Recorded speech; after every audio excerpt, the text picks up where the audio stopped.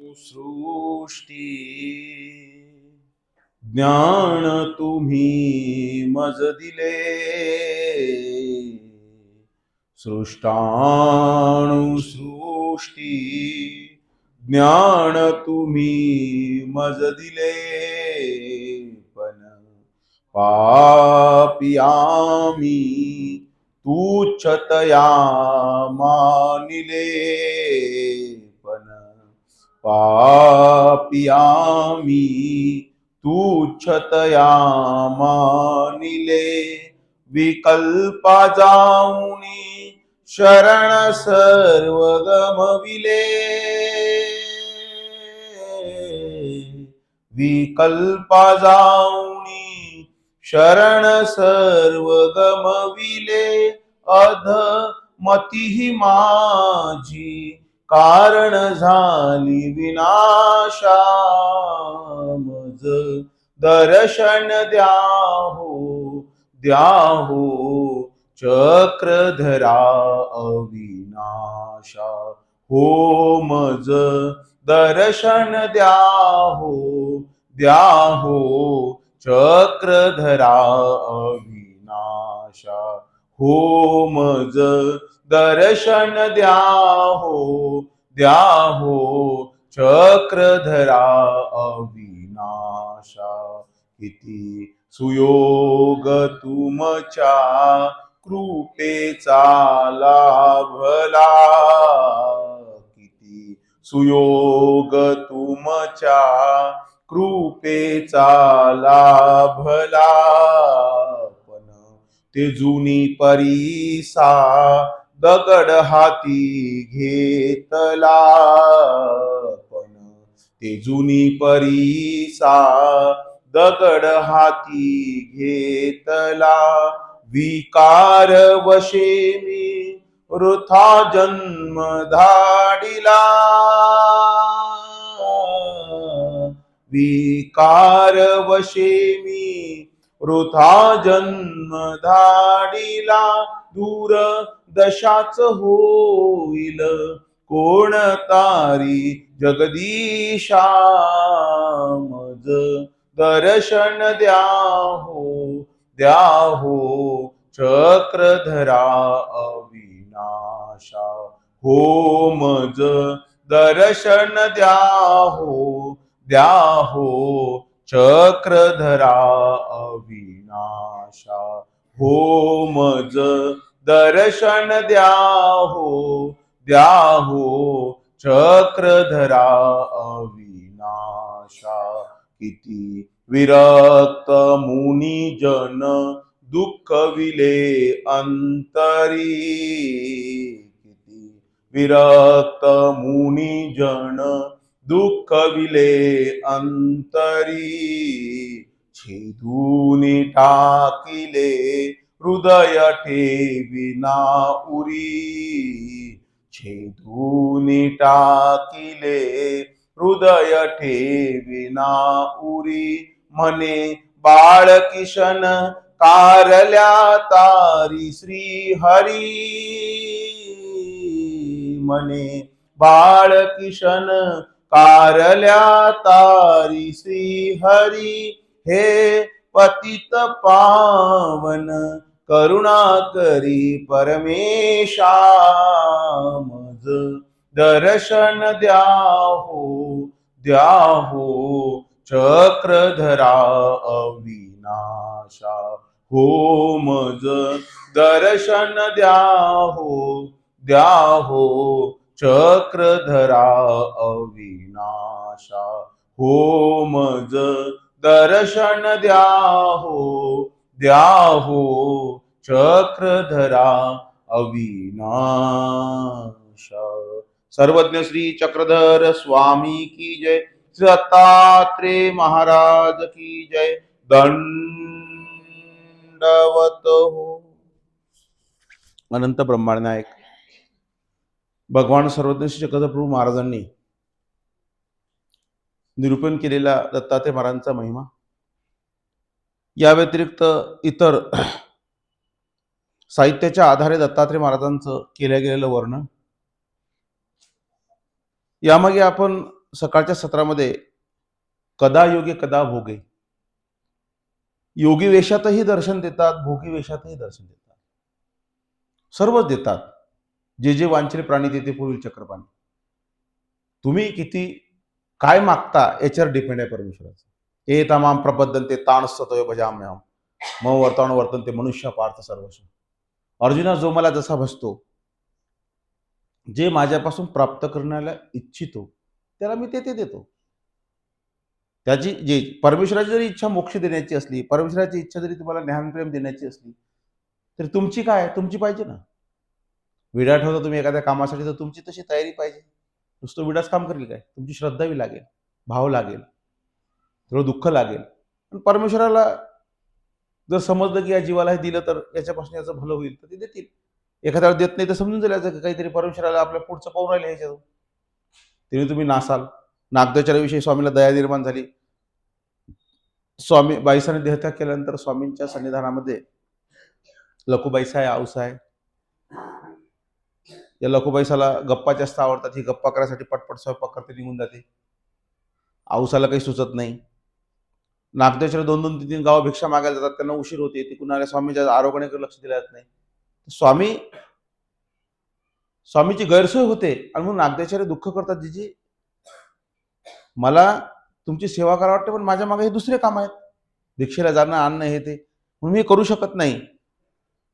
स्वामी म्हणतात, हो बरोबर आहे, देवतेसारखं तुला होणे उरणे थोडी आहे की. देवता एके होऊन दुसरीकडे उरणे आहेत. म्हणजे देवतेचं कसं आहे, विग्रह रूपाने एका दुसरं काम करते, एका दुसरं काम करते, तसं तुला करता थोडी येणार आहे काय, तू तर मानव आहे. म्हणून स्वामीला त्या ठिकाणी सामर्थ्याची इच्छा निर्माण झाली नागदेवचार्यांना. येथून वानरेशा काही एक न व्हावे, कोणी पोरा जीवास विज्ञान देऊ नये, सूत्रच आहे. तर स्वामीला उत्पन्न झाली देण्याची, किंवा असं सामर्थ्य देऊन टाको की हा सगळं कार्य क्षणात करून टाकेल. पण स्वामी म्हणतात, येथून वानरेशा काही एक न पण पोरा जीवास विज्ञान देऊ सामर्थ्य देता येत नाही. मग का बरं, नागदेवचार्य पात्र नव्हते काय? ब्रह्मविद्येचा अधिकारी जीव होता आणि मग त्याला साधं सामर्थ्याला काय पात्र नव्हता काय?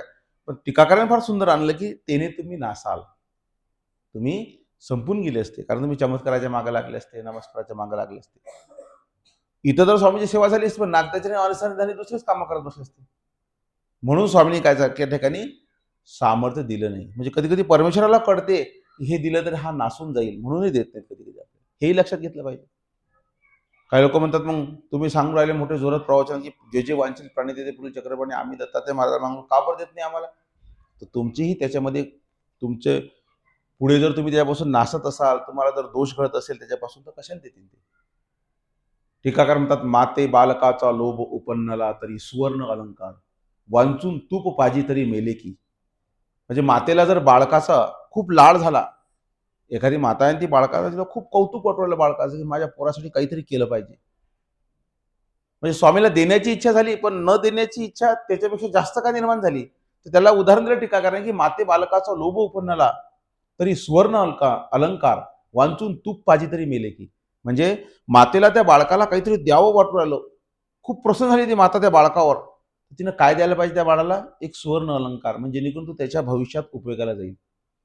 तिने सांगितलं की नाही, याला पावभर तूपच पाचतं. आता बाळाची क्षमता आहे का पावभर तूप पचवायची? ते मरून जाईल. तसं स्वामींचं म्हणणं आहे, नागदेवचार्याला जर सामर्थ्य दिलं तर नागदेवचार्य धर्मापासून जाईल, म्हणून मला सामर्थ्य देता येत नाही.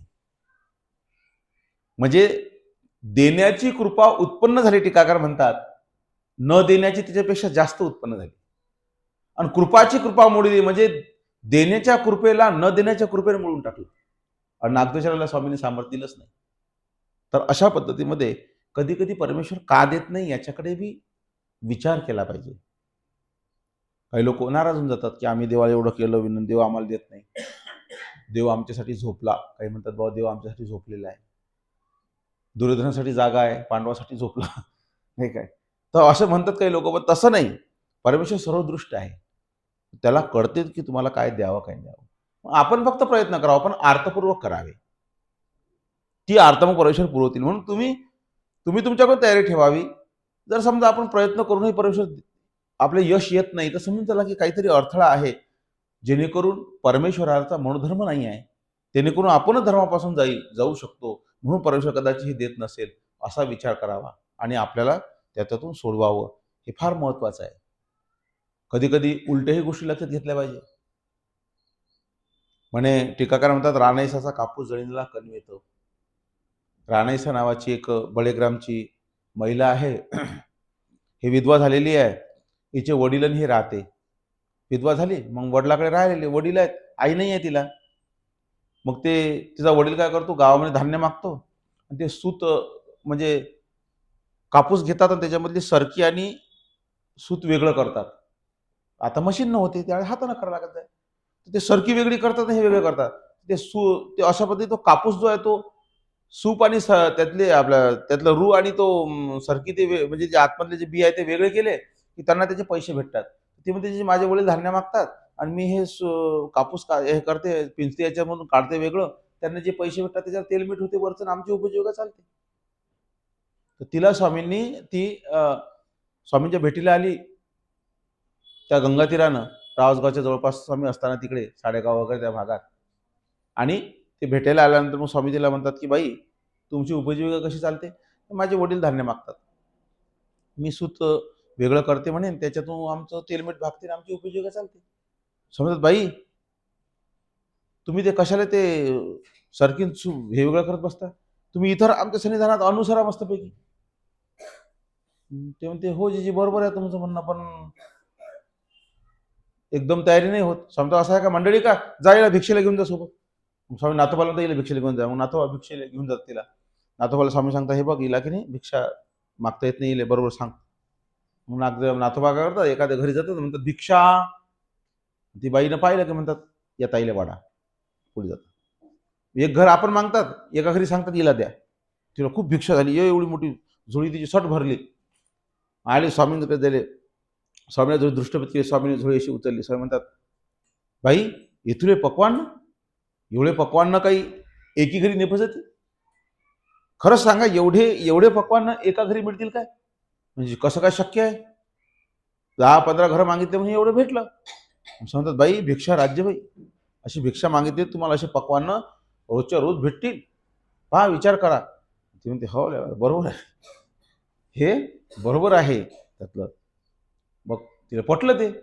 2-3 दिवस सन्निधानात होती, मग भिक्षेला गेली, चांगले चांगले पदार्थ येऊन राहिले, पटलं सगळं, सगळं पटलं बरोबर.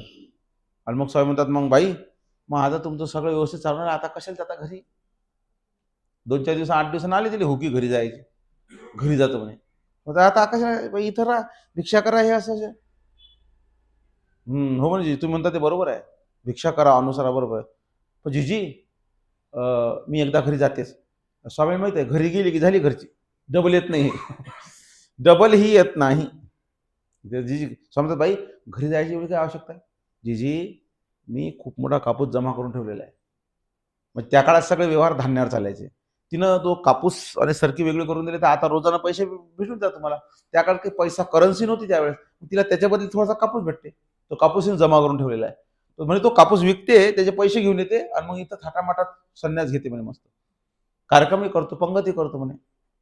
सौदात बाई त्याची काही आवश्यकता नाही आहे, कशाला त्या कापसाच्या मागे लागता? नाही जी म्हणे, एवढा कष्टाने जमा करून ठेवला, तोही लेखी लागला पाहिजे ना. गेली गेली निघाली घरी. तर म्हणतात, टीकाकार म्हणतात की रानाईसाचा कापूस जळीनेला कणवेतो. रानाईसाचा कापूस जो आहे तो, ती घरी पोचायच्या अगोदरच त्याला आग लागली आणि तो भस्म होऊन गेला, जळून गेला कापूस पूर्ण. तर तो स्वामींच्या मनोधर्मानं ओळखणीनं जाळला. काय म्हणणं आहे तुमचं?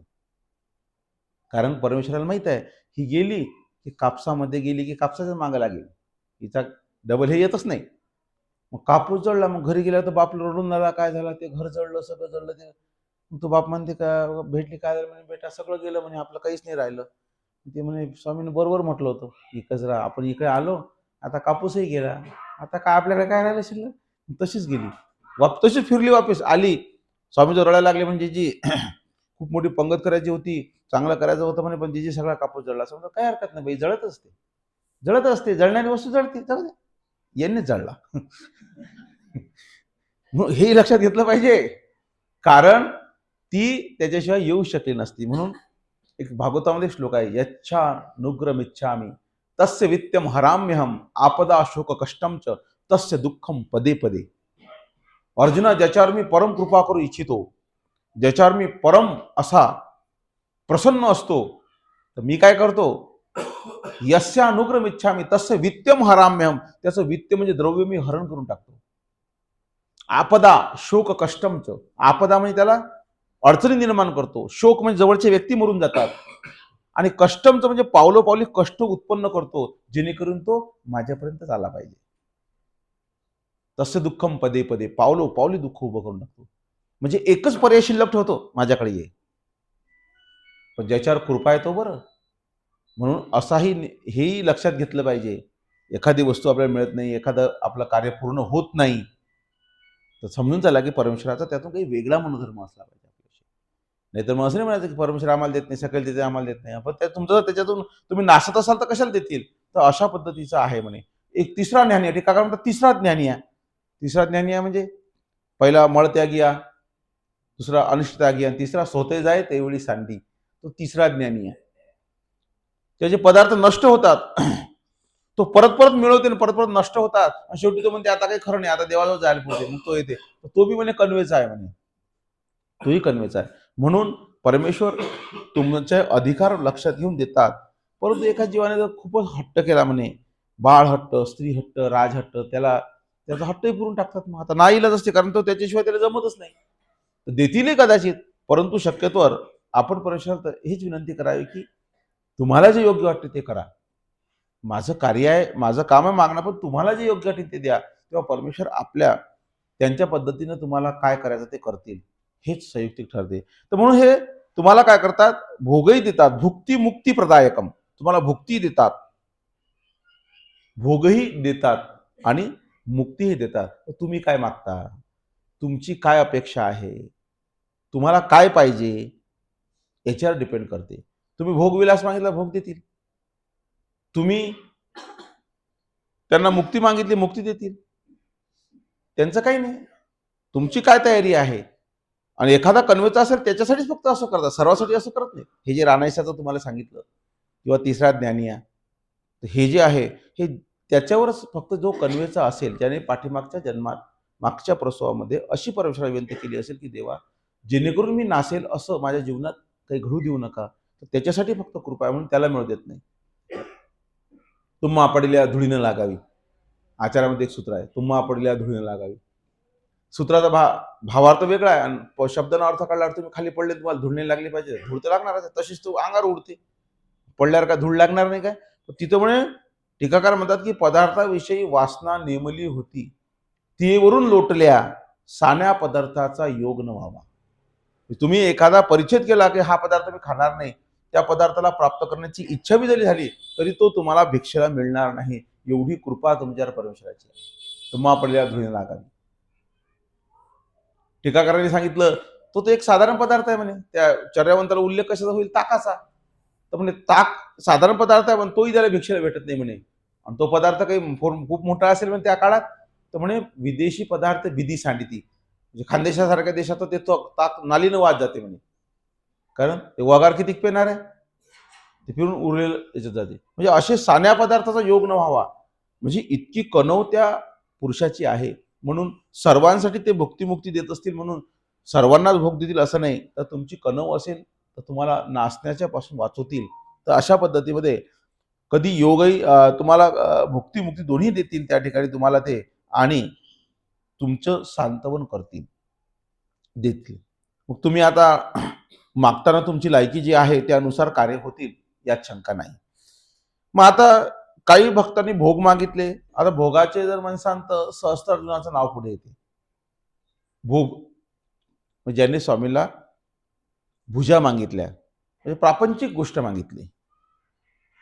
यदुराजाला ज्ञान दिलं, मुक्तीचा मार्ग दाखवला. अलर्काला, आता दत्तात्रय महाराजांचे दोन्ही शिष्य आहेत. अलर्क ही दत्तात्रय महाराजांचा शिष्य आहे, आणि सहस्त्रार्जुन याचं मूळ नाव कार्तवीर्य राजा आहे. याच्या दत्तात्रय कवचामध्ये आलेलं आहे, राजराजम महाराजम कार्तवीर्यवरप्रदम सुभद्रम भद्रकल्याणम दत्तात्रेय नमोस्तुते. कार्तवीर्य राजा आहे, पण त्याला 1000 बाहू दिल्या म्हणून त्याचं दुसरं नाव झालं सहस्त्रार्जुन, सहसा अर्जुन असंही काही पाठामध्ये आहे. सहसा अर्जुन अपभ्रंश होऊन जाते शब्दाचा. तर सहस्त्र अर्जुन, हजार भुजा दिल्या. म्हणजे तो राजा कार्तवीर्य नाव आहे त्याचं, मैकावती नगरीचा राजा आहे. मैकावती नगरीचा राजा आहे आणि याला हा रुंड पाणी म्हणजे याचे हात जे आहे त्याला हात नाही आहे, हँडिकॅप आहे हा. म्हणजे हात चिटकलेले म्हणा किंवा असे फक्त गठ्ठेच होते, त्याला हात नव्हते. आणि त्या हातासाठी त्याने अनेक प्रयत्न केले म्हणे. अनेक ऋषी मुनींना भेटला, संत मंतांना भेटला, बरेच प्रयत्न केले, पण त्याला कुठेही हात प्राप्त झाला. मैकावती नगरीचा राजा. एका ठिकाणी तर असं बी लिखाण आहे की म्हणे त्याचे हात म्हणे युद्धामध्ये कोण तोडले, कोणी रावणाचं नाव सांगते, कोणी कोणाचं नाव सांगते, असे मतमतांतर आहेत म्हणे.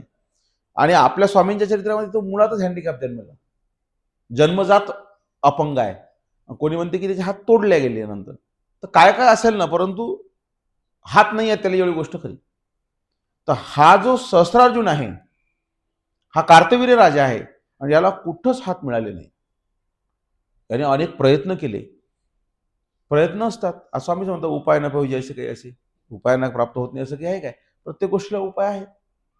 इतकंशी काही गोष्टीला कमी आहे, काही गोष्टीला जास्त आहे, पण उपाय आहे. याने उपाय तर सगळे केले, त्याला कुठंच हात मिळाले नाही. मला कोणतरी सांगितलं तू दत्तात्रय महाराजांची आराधना कर, दत्तात्रय महाराजांना प्रसन्न कर, दत्तात्रय महाराज जर तुला साक्षात्कार झाला तर ते तुम्हाला देतील, तुला हात देतील. कारण अशक्यला ते शक्य करू शकतात. परमेश्वर हा कर्तुम अकर्तुम अन्यथा कर्तुम समर्थ आहे, तो काहीही करू शकतो. अर्थात दत्तात्रय महाराजांचंच काय वैशिष्ट्य, सगळे कोणतेही अवतार असेल तो करू शकते. दत्तात्रय महाराज एक अद्भुत विभूती आहे. काही करू शकतात. कर्तुम म्हणजे कोणती गोष्ट करणार, अकर्तुम म्हणजे एखादी गोष्ट आपल्याला वाटतं की सहज करू शकले असते पण नाही करत, त्याला अकर्तुम म्हणायचं. अकर्तुम बनतात. आणि कधी कधी अन्यथा कर्तुम म्हणजे ना भूतो न भविष्यती असं करून टाकतात काहीतरी, जे तुम्ही विचार करत राहाल की हे कसं काय केलं, अद्भुतता. तर म्हणे कधी स्वाभाविकच सगळंच करतात, कोणती गोष्ट करून घेतात. अर्जुनाला 10 वेळ वाचवलं आणि अभिमन्यूला एकदा बी नाही वाचवलं, अकर्तुम बनले की नाही. त्या अभिमन्यूचं तेवढंच आयुष्य, त्या अभिमन्यूची तेवढीच जोड, त्याला तेवढ्यासाठीच जन्माला आणलं होतं. अर्जुनाजवळ विविध कार्य करून घ्यायचं, अर्जुनाचा मृत्यू चुकवला. म्हणजे कर्तुम काही करू शकतो. अर्जुनाला तर मृत्यूच्या त्या याच्यातून बाहेर आणतात. अर्जुनाने तर 2-3दा, म्हणजे तुम्हाला फक्त जे चरित्र माहित आहे त्यामध्ये त्या संदेपारी ब्राह्मणाचे लेकर आणण्याचा अग्निकाष्ट घेणार होता, घेऊ दिला नाही, हे तुम्हाला माहित आहे. हनुमंतासोबत प्रतिज्ञा हारला तेव्हा अग्निकाष्ट घ्यायला गेला तर घेऊ दिलं नाही. हे याच्यात तर फक्त मरणापासून वाचवलं. एका ठिकाणी स्पष्ट मेला होता म्हणे. त्याचाच एक पोरगा आहे बब्रुवान नावाचा, त्याने म्हणे याचं धड शिरच वेगळं करून टाकलं होतं. मग आता धड शिर वेगळं केल्यानंतर आता काय शिल्लक राहिलं काय? ते मरणापासून वाचवलं, पण इथं तर मरून गेला डायरेक्ट. तरी सुद्धा स्वामींनी पाताळामध्ये त्या बब्रुवाहनला पाठवून तिथून नागमणी आणला आणि त्या नागमणीच्या आधारे त्याचं मुंडकाने धड जोडलं म्हणे स्वामींनी. कारण स्वामी सुद्धा सांगतात मणिमंत्रौषधी प्रतिबंधकचे प्रमाण. मणी, मंत्र आणि औषध याच्यामध्ये खूप शक्ती आहे. लक्षात, लक्ष्मणाला शक्ती लागली त्यावेळेस त्या वनस्पतीपासून तो वाचला. म्हणजे वनस्पतीमध्ये एवढी शक्ती आहे आयुर्वेदामध्ये. व आता एखादी जखम झाली, शुगरवाले जखम चिघळली, जखम बरी होत नाही लवकर. त्यावेळेस म्हणतात युद्धामध्ये जर आज घाव लागले तर रात्री शिबिरामध्ये तो वैद्य असं कोणता लेप लावत होता काय माहिती, म्हणतात सकाळून त्याची खिपली पडायची म्हणतात तुमच्या जखमीची, एवढी पॉवरफुल औषध. इथं तर 6-6 महिने जखम बसत नाही, 2-2, 4-4 महिने कधी कधी बॅक्टेरिया जर घुसला त्याच्यात. सांगा ते संशोधन किती जाणत आहे. म्हणजे आज लागलेले घाव उद्यापर्यंत ते क्लिअर होत होते म्हणे, एवढे पॉवरफुल औषधा वनस्पती आहेत. तर असे मणी आहेत, मंत्र आहेत, औषध आहेत. तर मणी आहेत, सापा विंचवाचे मणी प्रयोग देतात. नागमणी, तो नागमणी म्हणे पाताळात होता म्हणे, इरावण नावाचा पुत्र आहे म्हणे. उलपीपासून अर्जुनाला इरावण नावाचा पुत्र आहे, तिथून तो नागमणी आणला आणि अर्जुनाचं धड आणि शीत जोडलं म्हणे. म्हणजे काही करू शकतात की नाही, कर्तुम अकर्तुम. आणि अभिमन्यूसाठी थोडंसं काही केलं नाही, अकर्तुम बनले. परमेश्वर कधी काही करू शकतात, कधी अकर्तुम राहतात आणि कधी कधी अन्यथा कर्तुम समर्थ, भलते काही करू शकतो. अद्भुतता. तुम्ही विचार करत असाल की हे कसं काय केलं म्हणून, विचार करत राहा म्हणे. अद्भुत करून टाकतात म्हणजे परमेश्वर. तर असा परमेश्वर असल्यामुळे तो काही करू शकतो. मग हे ख्याती सगळीकडे असल्यामुळे त्याला अनेक संतामंतांपासून अशी माहिती मिळाली, की तुला दत्तात्रय महाराजांचा साक्षात्कार करावा लागेल. दत्तात्रय महाराज जर तुला भेटले, तुला या हाताचा उपाय होईल. अन्यथा तुला कोणीही हात देऊ शकणार नाही. कारण परमेश्वर अर्जित आणि अनर्जित दोन्ही दाता आहेत. देवता फक्त अर्जित दाता आहेत. देवता फक्त अर्जित आहेत. तुम्ही जोडलेलंच तुम्हाला देतात. देवता नवीन देऊ शकत नाही काही. परमेश्वर मात्र अर्जित आणि अनार्जित.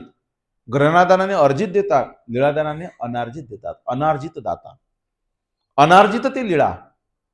म्हणजे अर्जकत्व, कर्माचं अर्जकत्व न जोडलेलं असताना देतात, ते अनार्जित. तो काही करू शकते. म्हातारीची कर्मे इथून जाळीताय ना जळती. म्हातारी म्हटलं म्हणे कोणाला? शांताबाई. कोणाकोणाला म्हाताऱ्या म्हटलं म्हणे स्वामी? 4 म्हाताऱ्या आहेत चरित्रामध्ये. महादाईसाला म्हटलं, वा बरोबर आहे, म्हातारी. अजून बाईसाला म्हटलं, बाईसाला म्हातारा म्हटलं, म्हातारी म्हटलं, शांताबाईसाला म्हातारी म्हटलं, आणि आबाईसाले आबाईसाले कुठे म्हटलं? नाही काय? वृद्धाबाईसा म्हटलं तिला. हा बरोबर आहे. म्हणजे शांताबाईसाला म्हटलं, सोबागाला म्हटलंय, बरोबर आहे. पूर्व म्हातारी सी मारू पात असे, आताची मारू पात असे. सोबागाला म्हातारी म्हटलं.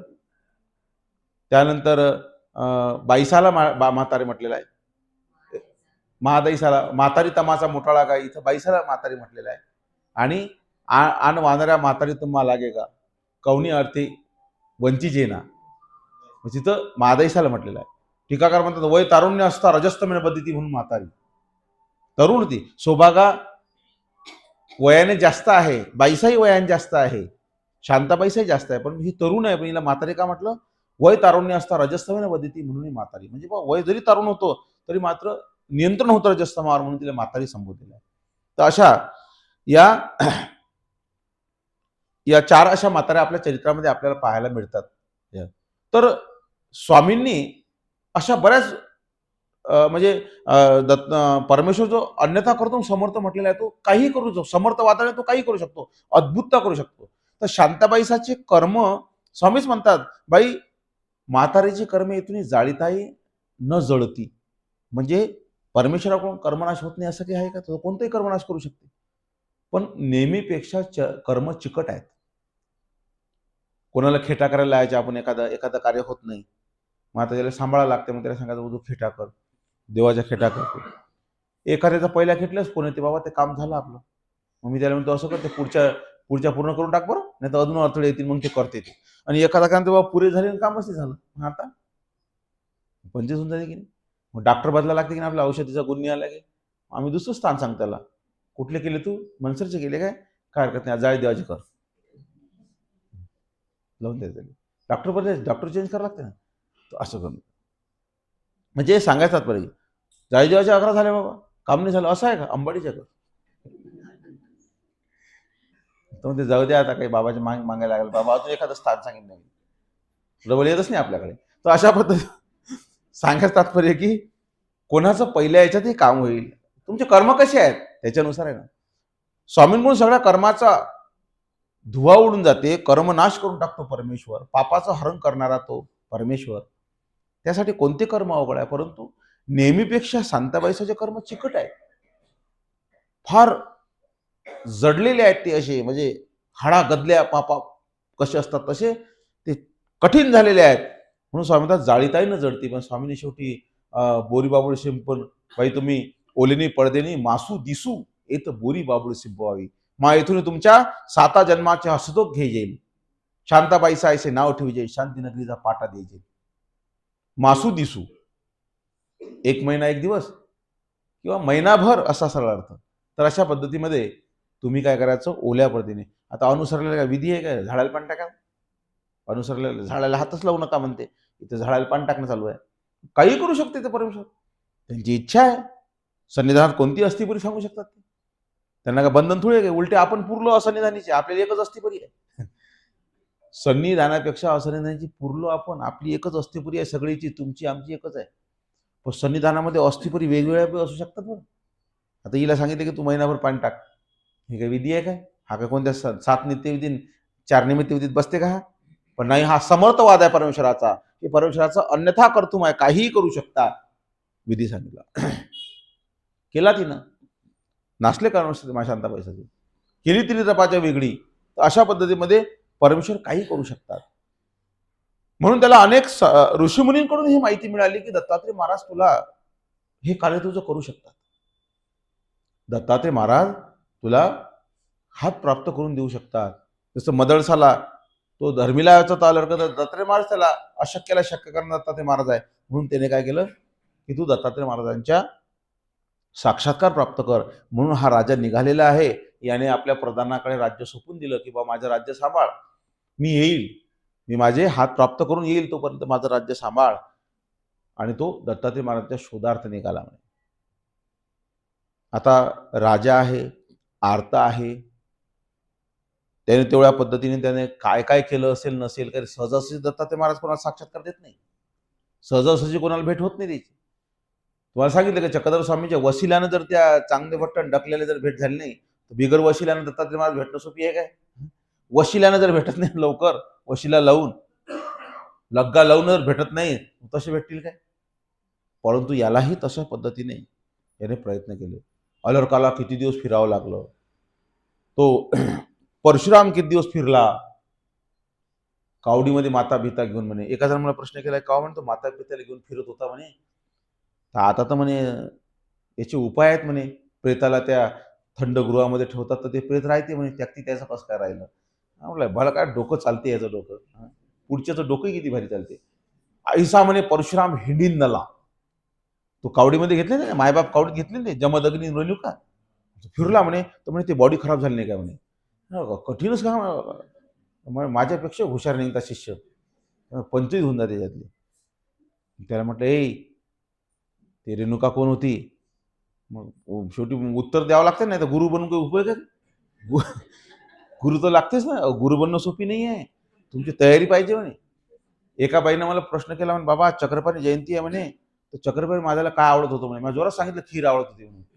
पण ती माझ्यापेक्षा हुशार होती का म्हणे, तांदुळाची की गव्हाची की साबुदाण्याची. आणि माझी तब्येत खराब झाली, कारण हे मला माहितच नाही कोणती खीर. गव्हाची करतात, साबुदाण्याची करतात, तांदुळाची खीर करतात. मी म्हटलं बा नंतर सांगतो म्हटलं. मीच विचार करायला लागलो कोणती खीर सांगू आता, कारण मला खीर खातात हे माहित आहे. खीर ओल्लाने विस्मते चरित्र आहे त्यांचे. श्राद्धा घरी जाऊन ते खीर खातात म्हणून चक्रपाणी मला एवढं जोरात नव्हतं. पण शिष्य भेटले की आणखी पुढे सारखा लागते माणसाला, काय नवीन शोध लागते. थोड्या वेळ सांगतो म्हटलं, थोड्या वेळ सुचू राहिलं, समजूनच राहिलं काय सांगावं. एका जणांना फोन केला, तो म्हणे ठीक आहे. त्याला म्हटलं गुरुजीला विचार. शेवटी गुरुजवळ जायला लागते ना, आम्हाला गुरु आहेतच. गुरु आमचे फार हुशार. ते म्हणे मग एवढं साध्या प्रश्न उत्तर देता येत नाही, मार्गावरून सोडला डबल मार्गात या घ्या. म्हटलं गुरुदेव म्हणतात साध्या प्रश्नाचं उत्तर देता येत नाही, प्रश्न साधा आहे, आपण डोकं जास्त लावून राहिलो म्हटलं. असं दिसते याच्यावर काहीतरी, कारण डबल तर मार्गात जाणे नाही, आता मार्ग सोडला. ठीक आहे म्हटलं. मग त्याला मग त्याचा उलगडा असा होते की त्याच्या भागामध्ये ते तांदूळाचीच खीर चालते. साबुदाणा अलीकडे आलेला आहे. साबुदाणा अलीकडे आलेला आहे याच्यातलं. गव्हाची खीर मग तिकडे गुजरातकडे जे खीर चालते ती तांदूळाचीच खीर आहे त्यांच्याकडे विशेषत्वाने. तुम्हाला प्रदेश विशेषाचं सुद्धा ज्ञान पाहिजे. कोण्या प्रदेशात तुम्ही राहता, तिकडला पदार्थ काय आहे. स्नेहाचा कांजी जाणवे. कांजी प्रत्येक भागात वेगवेगळी कांजी आहे त्यातलं. स्वामींनी त्या तिकडच्या ज्या भागात आहे त्या भागाचं वर्णन करून सांगतो. स्वामी ज्या भागात असले त्या भागाच्या याचं उच्चारण करतील स्वामी. म्हणजे विदर्भात असतील तर त्याला विदर्भचा संयोगिक शब्द वापरतील, मराठवाड्यात असेल तर मराठवाड्याचा ते का संयोगिक शब्द वापरतील इकडले त्यातलं. कुठे गांजराचं पाणी आहे, कुठं म्हणे गोड पाणी आहे, कुठं गुळवणीला कांजी म्हटलेलं आहे. असे वेगवेगळे मतांतर आहेत त्याच्याविषयी. मराठवाड्यामध्ये त्याला गुळवणीलाच कांजी म्हणतात, त्याच्यात गुळाचं पाण्याला. तर अशा पद्धतीमध्ये म्हणजे पण एवढी गोष्ट खरी की तो पदार्थ काही मोठा नाही. स्नेहाचा कांजी म्हणजे अल्प, शहाणा तो अल्पीची जाणीव, अल्प पदार्थ, असा काही विशेष नाही आहे तो. तर अशा पद्धतीमध्ये त्याचं त्यांच्याकडे तांदूळ जर चालते तर तांदूळाचीच खीर हा शब्द म्हणजे असली पाहिजे असं निष्कर्ष निघते. तर तसं त्याने प्रश्न केला की मग त्याला म्हटलं बाबा रे रेणुका कोण होती. तर म्हणे विग्रह होती म्हणे. म्हटलं मग बरोबर आहे. मग ती जर विग्रह होती म्हटलं तर ती सामर्थ्यवान आहे. ती इतरासारखं देह आहे का तिचं. तिचं इतरासारखं देह आहे काय? तो जमदग्नी सप्त ऋषीपैकी एक ऋषी होता. हे सामर्थ्याच्या प्रकार आहेत सगळे. सामर्थ्याच्या आधारे राहिलेले आहेत हे. सामर्थ्य प्रकार जर बोलला तर काहीही शक्य होऊ शकते, लक्षात ठेवा. सामर्थ्य प्रकारातून सगळं शक्य होणार. कारण ती विग्रह आहे आणि विग्रह असल्यामुळे तिच्या ठिकाणी तशा पद्धतीने सामर्थ्य ठेवूया. ती जर एवढं परफेक्ट सांगते की दत्तात्रय महाराजांचं दर्शन घे, साक्षात्कार घे. मला साक्षात कसा होईल? तर तुझ्या वाढल्या काष्टाला जर कोंब फुटतील. ती जर एवढं परफेक्ट सांगते ज्ञानविग्रह आहे, तर तिने तिच्या देहाची व्यवस्था करून ठेवली असेल तेवढी. तिची केली असेल, जमदग्नीची केली असेल, कारण जमदग्नीच्या अगोदर मेला. कारण त्याला सहस्रार्जुन पहिले जमदग्नी मारला, पुढे कथा येतेच. नंतर ती मेली म्हणे, ऐशी टुकटुकीत होती आणि परशुरामाची आठवण काढत होती. मग परशुराम आल्यावर तिने सगळं सांगितलं, तोपर्यंत जिवंत होती. तिनं काहीतरी व्यवस्था करून ठेवली असावी, म्हणून ते देह राहिले इतके दिवस. नाही तर देह सडते, बरोबर आहे त्यातलं. तर म्हणून परशुराम असा हिंडी नला म्हणे, तो कावड घेऊन त्याच्यामध्ये मायबापाला घेऊन फिरला म्हणे. आणि संस्कारामध्ये फक्त रेणुका संस्कार आहे, जमदग्नीचं संस्कार तेच केलेलं आहे. जमदग्नी सोबत आहे, दोघे मायबाप सोबत आहेत ना ते. तर अशा पद्धतीमध्ये त्याने दोघांचाही संस्कार केला आहे, पण त्याचा येत नाही, कारण तो जीवरूपी होता. आणि ती रेणुका देवता आहे, शेवटी विग्रह आहे, म्हणून तिचंच वर्ण त्या ठिकाणी येते. ती सामर्थ्यवान होती. तर अशा पद्धतीमध्ये त्याला सांगितलं की तू दत्तात्रय महाराजांचा साक्षात्कार प्राप्त कर, कारण दत्तात्रय महाराजांचा साक्षात्कार खूप भक्तांना झाला. त्या भक्तांना नव्हतं ते प्राप्त होऊन गेलं. म्हणून तू काय कर, दत्तात्रय महाराजांचा साक्षात्कार प्राप्त कर. म्हणून त्याने दत्तात्रय महाराजांच्या साक्षात्कारासाठी प्रयत्न केले. तर म्हणतात तो माहुर गडावर आला. म्हणजे त्यावेळेस दत्तात्रय महाराज माहूरवर आलेले आहेत. दत्तात्रय महाराजांचा माहूरचा संबंध हा देवल ऋषीच्या माध्यमातून लावला जातो. की देवल ऋषीला जो गर्व झाला होता, त्याचा जो अहंकार शिगेला पोहोचला होता, तो गर्वहरण करण्यासाठी कोणी म्हणते संमेलन झालं काय, त्या संमेलनात त्याला सन्मान दिला नाही, त्याला मान दिला नाही, म्हणून तो दुखवला गेला. त्याने लिंगाची स्थापना केली असं देवल ऋषीविषयी सांगितलं जाते. आणि त्याने ती लिंगाची स्थापना केल्यानंतर ते लिंग म्हणे गगनचुंबित, म्हणजे जणू काही ते आकाशाला जाऊन भेटणार असं दीर्घ लिंग त्याने निर्मिती केली. आणि या लिंगाच्या माध्यमातून सर्व देवलोकांना संकटात यावं लागले एक दिवस, असं काहीतरी वातावरण निर्मिती झाल्यानंतर सगळे देव लोक दत्तात्रय महाराजाला बद्रिकाश्रमला भेटायला गेले. त्यांनी विनंती केली की जिजी, हा देवलाचा गर्व शिगेला पोचलेला, हा गर्व तुम्हीच हरण करू शकता, कारण देवल आमच्या कोणाच्याच म्हटल्यानं ऐकत नाही. तो अतिशय क्रुद्ध ऋषी आहे, त्याला तो तामस विचाराचा आहे, त्याच्यामुळे तो आमचा ऐकणार आहे. तुम्ही काहीतरी करा. त्याच्या गर्वाला हरण करण्यासाठी दत्तात्रय माहूरवर आलेले आहे. माहूरला येण्याचा दत्तात्रय महाराजांचा जो हे आहे हेतू, तो म्हणजे देवलाचा गर्वहरण. त्याच्या अगोदर दत्तात्रय महाराज माहुराशी संबंधित काही नव्हतं. देवल ऋषीचे गर्वहरण करण्यासाठी स्वामी आलेले आहे सर्वप्रथम.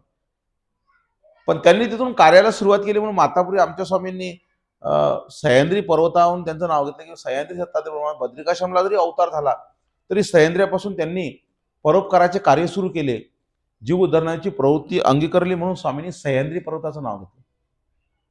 आमच्या स्वामींनी पैठणला व्यसन प्रगट केलं म्हणून प्रतिष्ठानी म्हटलं. चक्रपाणी महाराजांनी द्वारकेला कार्य मोठं केलं, द्वारावतीकार म्हटलं. म्हणजे जन्मपेक्षा तुमचं कर्म कर्तृत्व मोठं आहे हे स्वामींनी दाखवलं याच्यामध्ये. फलटणला अवतार झाला चक्रपाणी महाराजांचा, पण फलटणी चक्रपाणी महाराज नाही म्हटलं, द्वारावतीकार, द्वारावती श्री चांगदेवाल म्हटलं. म्हणजे द्वारकेला त्यांनी खूप मोठं कार्य केलं. 52 पुरुषांना स्थूलविद्या, 84 पुरुषांना शिल्पविद्या, अनेकांना मंत्रजात विदित केली, सिद्धी दिले, सामर्थ्य दिले, असे कार्य केले, सहस्रवचन स्वीकारलं. तर अशा पद्धतीने त्यांनी विशेष कार्य त्या ठिकाणी केले, म्हणून द्वारावती संबोधन त्यांना, द्वारावती. तसं दत्तात्रय महाराजांचा बद्रिकाश्रमात जरी अवतार असला तरी त्यांनी देवलाचा गर्वहरण करून सर्व ऋषींना, देवलोकांना त्या देवलाच्या कोपापासून वाचवलं. एक महान कार्य केलं. म्हणून मातापूर जे आहे, म्हणजे सह्याद्री पर्वत जो आहे, त्या सह्याद्री पर्वताच्या वरून त्यांचं नाव ठरवलं, सह्याद्री श्री दत्तात्रय. मुळामध्ये दत्तात्रय महाराजांचं मूळ नाव सह्याद्री आहे. हे अत्री अनुसया या दाम्पत्याचे एकी वाचनात, चौथे एकी वाचनात नेहमीच्या पाठानुसार तिसरे सांगतात. परंतु एक सोम ऋषीचं बी आपलं, म्हणजे सोम दुर्वासाने हे, तर एक अगस्तीचंही नाव लावलं जाते काही काही याच्या ठिकाणी. अगस्ती ही त्यांचेच पुत्र आहेत, परंतु सोम, दुर्वास आणि सैंग अशी नावं आहेत. आणि तिन्ही देवांना जेव्हा दत्तात्रय महाराजांनी दान दिलं मूळ वेशाचं, बालक झाले होते, त्या बालकाचे ते मूळ असे ब्रह्मविष्णू महादेव मूळ रूपामध्ये आणले. तै लागून दत्तात्रय नावाला बालक्रीडेवाल्यांनी आणलेलं आहे दत्तात्रय. तिन्ही देवासी दान दिले म्हणून दत्तात्रय. आणि जर तसा बी एक अर्थ संस्कृतीनुसार असा लागतो म्हणे की कुंतीचा पुत्र असला तर कौंतेय, राधेचा पुत्र असला की राधेय, गांधारीचा पुत्र असला की गांधारेय. म्हणजे असं असे हे होतात म्हणे त्याच्यात. मग तसं अत्रीचे पुत्र आहे म्हणून आत्रेय असं. मग दत्त म्हणजे दान देणारे, आत्रेय म्हणजे अत्रि ऋषीचे पुत्र, म्हणून असं समाज झाला दत्तात्रेय असं हे झालं. दत्त म्हणजे दान देणारे, आत्रेय म्हणजे अत्रि ऋषीचे पुत्र असं नाव झालं. आणि मूळ नाव म्हणे सैंग. तर या तिने देवांना दान दिलं, बाललीळा केली जी बालक्रीडा, आणि तै लागून दत्तात्रय नाव दिलं. तर दत्तात्रय महाराजांना या सर्व ऋषीमुनींनी विनंती केली की जी तुम्ही यावं, तुम्ही या देवलाचा गर्वहरण करावं. म्हणून देवल ऋषीचा गर्वहरण करण्यासाठी दत्तात्रय महाराजांचं माहूरला आले, सह्याद्री पर्वतावर आले. सह्याद्री या शब्दाची व्युत्पत्ती अशी करतात, एका विद्वानाचं म्हणणं आहे की तो सह्याद्री म्हणजे सिंहाच्या आकृतीचा पर्वत आहे म्हणे. सिंह अंग्रीचा अपभ्रंश झाला सह्याद्री. एक जण म्हणते की त्या पर्वतामध्ये सिंह जास्त प्रमाणात होते म्हणे, म्हणून सिंहांग्री. त्याचं सह्याद्री झालेलं आहे अपभ्रंश.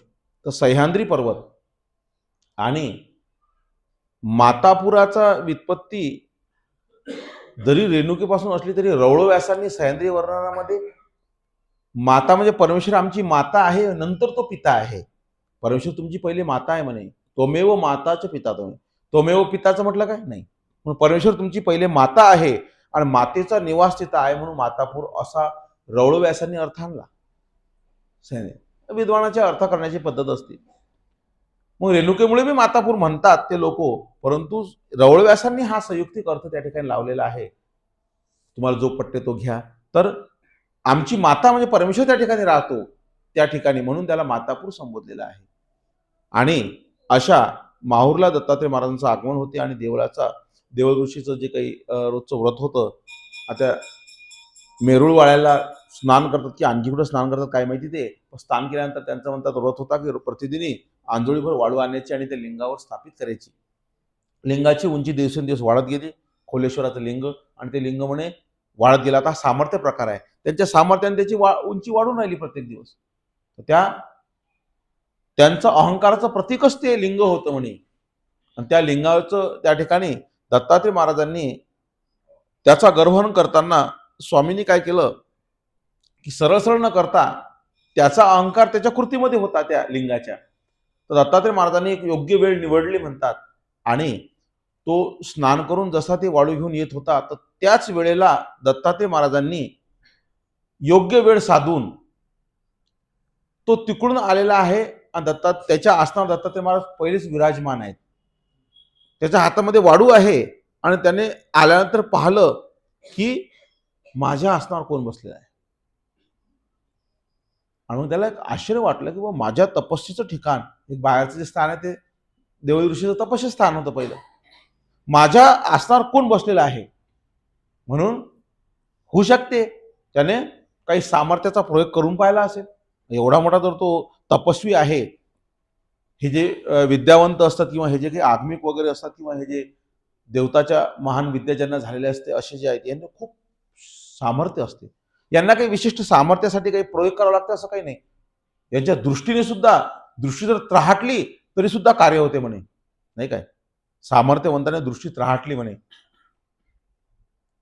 ते म्हणे दृष्टी त्राहटली आणि ते फळ तोडलं म्हणे.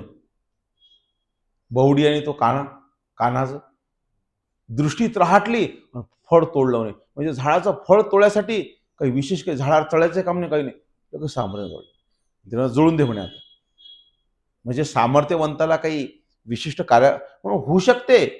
देवल ऋषी येऊन राहिले, देवल ऋषी पाहिलं माझ्या आसनावर कोणतरी बसलेलं आहे, त्याने सामर्थ्याचा प्रयोग करूनही पाहिला असेल, झाला नाही काही.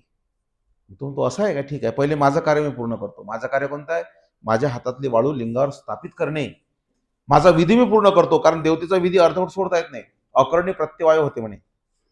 ईश्वराच्या धर्म आचरताना जर तुमचा विधी अर्धवट ठाकला तर अकर्णी प्रत्यवायो नाही. परमेश्वर शास्त्री एवमा नाही, अभावी भावरूप फळ नाही, पर्याय नाही, अभावी भावरूप फळ नाही, अकर्णी प्रत्यवायो नाही. देवतेचा विधी जर अर्धवट ठाकला तर देवता प्रत्यवायाचं नरक भोगवते. तसं परमेश्वर नाही बघत. होऊ शकते त्याला, त्याच्यामुळे त्याने काय केलं, काही सामर्थ्य तो प्रकत्व करून पाहिलं, पण कार्य नाही झालं. नेहमीप्रमाणे लिंगावर जाऊन आपण आपली वाळू स्थापित करू, लिंगाचं दर्शन घेऊ, आणि मग आपण यांचा हिसाब पाहू की हे कोण आहेत माझ्या आसनावर बसणारे. तर म्हणे तो जसा निघाला, पहिले दत्तात्रय महाराजांनी त्याचा अर्धगर्व तिथंच खचून टाकला की बा तुझ्या आसनावर मी बसलो, तुझ्याकडून माझं काही बिघडू शकत नाही. आणि नंतर तो लिंगाकडे जायला लागला, तर दत्तात्रय महाराज वायुगतीने तिथपर्यंत पोहोचले बी, आणि त्याच्या लिंगाला स्पर्श केला दत्तात्रय महाराजांनी. तो लिंग म्हणजे पाताळात जायला लागलं.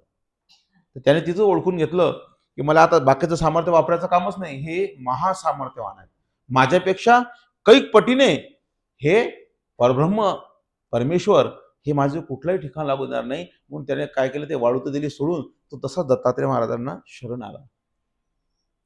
साष्टांग दंडोत घालून दत्तात्रय महाराजाला त्याने विनंती केली की जीजी मी चुकलो, मी तुम्हाला ओळखलं नाही, तुम्ही परब्रह्म आहात, अनंत ब्रह्मांडाचे नायक परमेश्वर आहात, आणि म्हणून आता माझा गर्व तुम्ही हरण केलेला आहे, पण माझी ओळख काहीतरी राहू द्या, हे लिंग एक ओळख म्हणून माझी राहू द्या. म्हणून दत्तात्रय महाराजांनी हात काढला, तर तेवढं शिल्लक राहिलेलं लिंग आहे ते माऊरला साक्षात्कार त्या लिंगाचं तुम्हाला दर्शन होते तिथे गेल्यानंतर.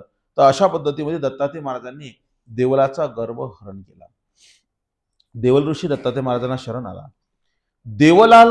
देवल ऋषीला देवलाला दत्तात्रय महाराजांनी वरदान दिलं. सांगतात माग प्रसन्न झाला, म्हणजे आम्ही तुमच्यावर प्रसन्न झालो, तुम्ही खूप मोठं कार्य केलं. कदाचित आम्हाला परोपकारासाठी तुमचं गर्वहरण करावं लागला, परंतु आम्ही तुमच्यावर प्रसन्न आहे, कारण तुम्ही तपस्वी आहात. त्याने दत्तात्रय महाराजांना निद्रेचं वरदान मागितलं की जीजी कल्पाची मर्यादा असेपर्यंत, चंद्रसूर्याचं वास्तव असेपर्यंत, म्हणजे सृष्टीच्या मर्यादेपर्यंत आपण या ठिकाणी प्रतिदिनी निद्रेला यावं. दत्तात्रय महाराजांनी तथास्तु म्हणून त्याला वरदान दिलं. तर देवल ऋषीला दत्तात्रय महाराजांनी देवलाला वर दिलं. ते देवल वर ईश्वरी, ईश्वराने देवलाला वर दिला, असं काहीतरी असलं पाहिजे. त्याचं म्हणजे देवदेवेश्वरी होऊन गेलं. देवदेवेश्वरी, देवलाला देवाने वर दिला ईश्वराने, असं ते देवलाला वर दिलेलं ईश्वराचं स्थान, त्याचा अपभ्रंश देवदेवेश्वरी करून टाकला. काही देदेश्वरीच म्हणतात. दे ईश्वरी, ईश्वरी देऊन टाक, असं काहीतरी अपभ्रंश होतं ना. प्रसाद सेवा शब्दाचा अर्थ खूप मोठा आहे. प्रसाद सेवा सरळ अर्थ म्हणजे प्रसाद दिला, सेवा खाऊन टाकायचा प्रसाद नाही. प्रसाद सेवा म्हणजे परमेश्वराने ज्या ज्या भक्ताला प्रसन्न होऊन ज्या ज्या वस्तू दिल्या, वस्त्रप्रसाद दिल्या, वस्तू दिल्या, सुपारी असेल, केशकळाप असेल, काय असेल त्या मूर्तिनिष्ठ पदार्थ, ते पदार्थ लिळेपूर्वक, दुःखपूर्वक, आवडीपूर्वक, लहलते गहलतेपूर्वक आठवून त्याच्यावर दुःख करावं, आणि दर्शनाचा योग कधी प्राप्त होईल अशी आर्त करावी, तेव्हा झाली ती प्रसाद सेवा. शब्द छोटासा आहे, प्रसाद सेवा, हातात आला खाऊन घ्या. एक जण प्रसाद सेवा म्हणजे प्रसादाची सेवना करायची, प्रसादाची सेवना कधी करायची नसते बरं, विशेषाची करायला लागेल तेवढी. काही प्रसादाची सेवना करतात, प्रसाद जवळ आला की तो झिजते, तो खराब होऊन जाते, त्याची बांधणी रेशमी धाग्याची असते, म्हणून प्रसादाची सेवा करायची नाही. कपडाला जास्त लावायचा नाही, एकदा लावला बस जाणे, तर काय झंडू बाम आहे घासत बसायचं. अरे काय घासतात, काही जण सोडतच नाही, इकून चार तिकडे जातात, चार करत, तिकून इकून रिव्हर्स करत येतात, इकून परत जातात. अरे काय काय काय करू राहिला तू एवढं काही त्या प्रसादाला घासत बसू नका.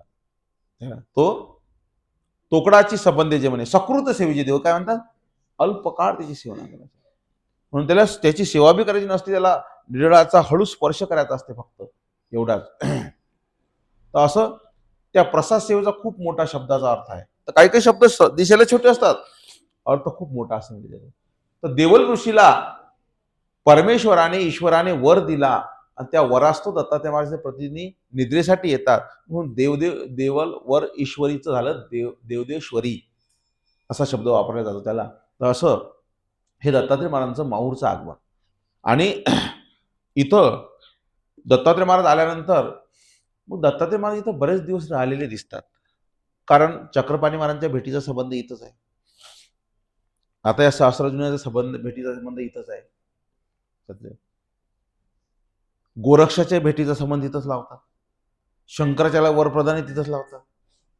म्हणजे दत्तात्रय महाराजांचा नंतरचा बराच कालावधी इथं आहे.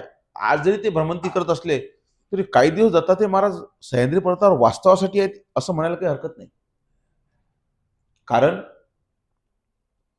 की दत्तात्रय महाराजांच्या भेटीला कार्तवीर्य राजा आला तेव्हा त्याने दत्तात्रय महाराजांचा आश्रम पाहिला म्हणे. तिथं निर्वैरे भूते देखील असा चरित्र शब्द आहे. निर्वैरे भूते देखील. भूते म्हणजे प्राणी मात्र. कसे पाहिले? निर्वैर म्हणजे प्राणी मात्रांमध्ये वैर असते. समजा वाघ आणि बकरी कधी समोरासमोर राहतील का? नाही. वाघ बकरीला खाऊन टाकेल.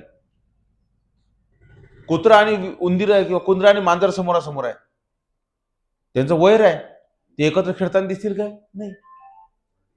तर म्हणे निर्वैरे भूते देखील म्हणजे वैर नसणारे भूत पाहिले म्हणे. दत्तात्रय महाराजांच्या आश्रमामध्ये सहस्रार्जुनाने निर्वैरे भूते देखील म्हणजे ज्या भूतांचा परस्पर वाद नाही, भांडण नाही, इतके सात्विक असे प्राणी त्यांनी पाहिले. दत्तात्रय महाराजांच्या आश्रमाचं वर्णन केलेलं आहे त्या ठिकाणी चरित्रकाराने.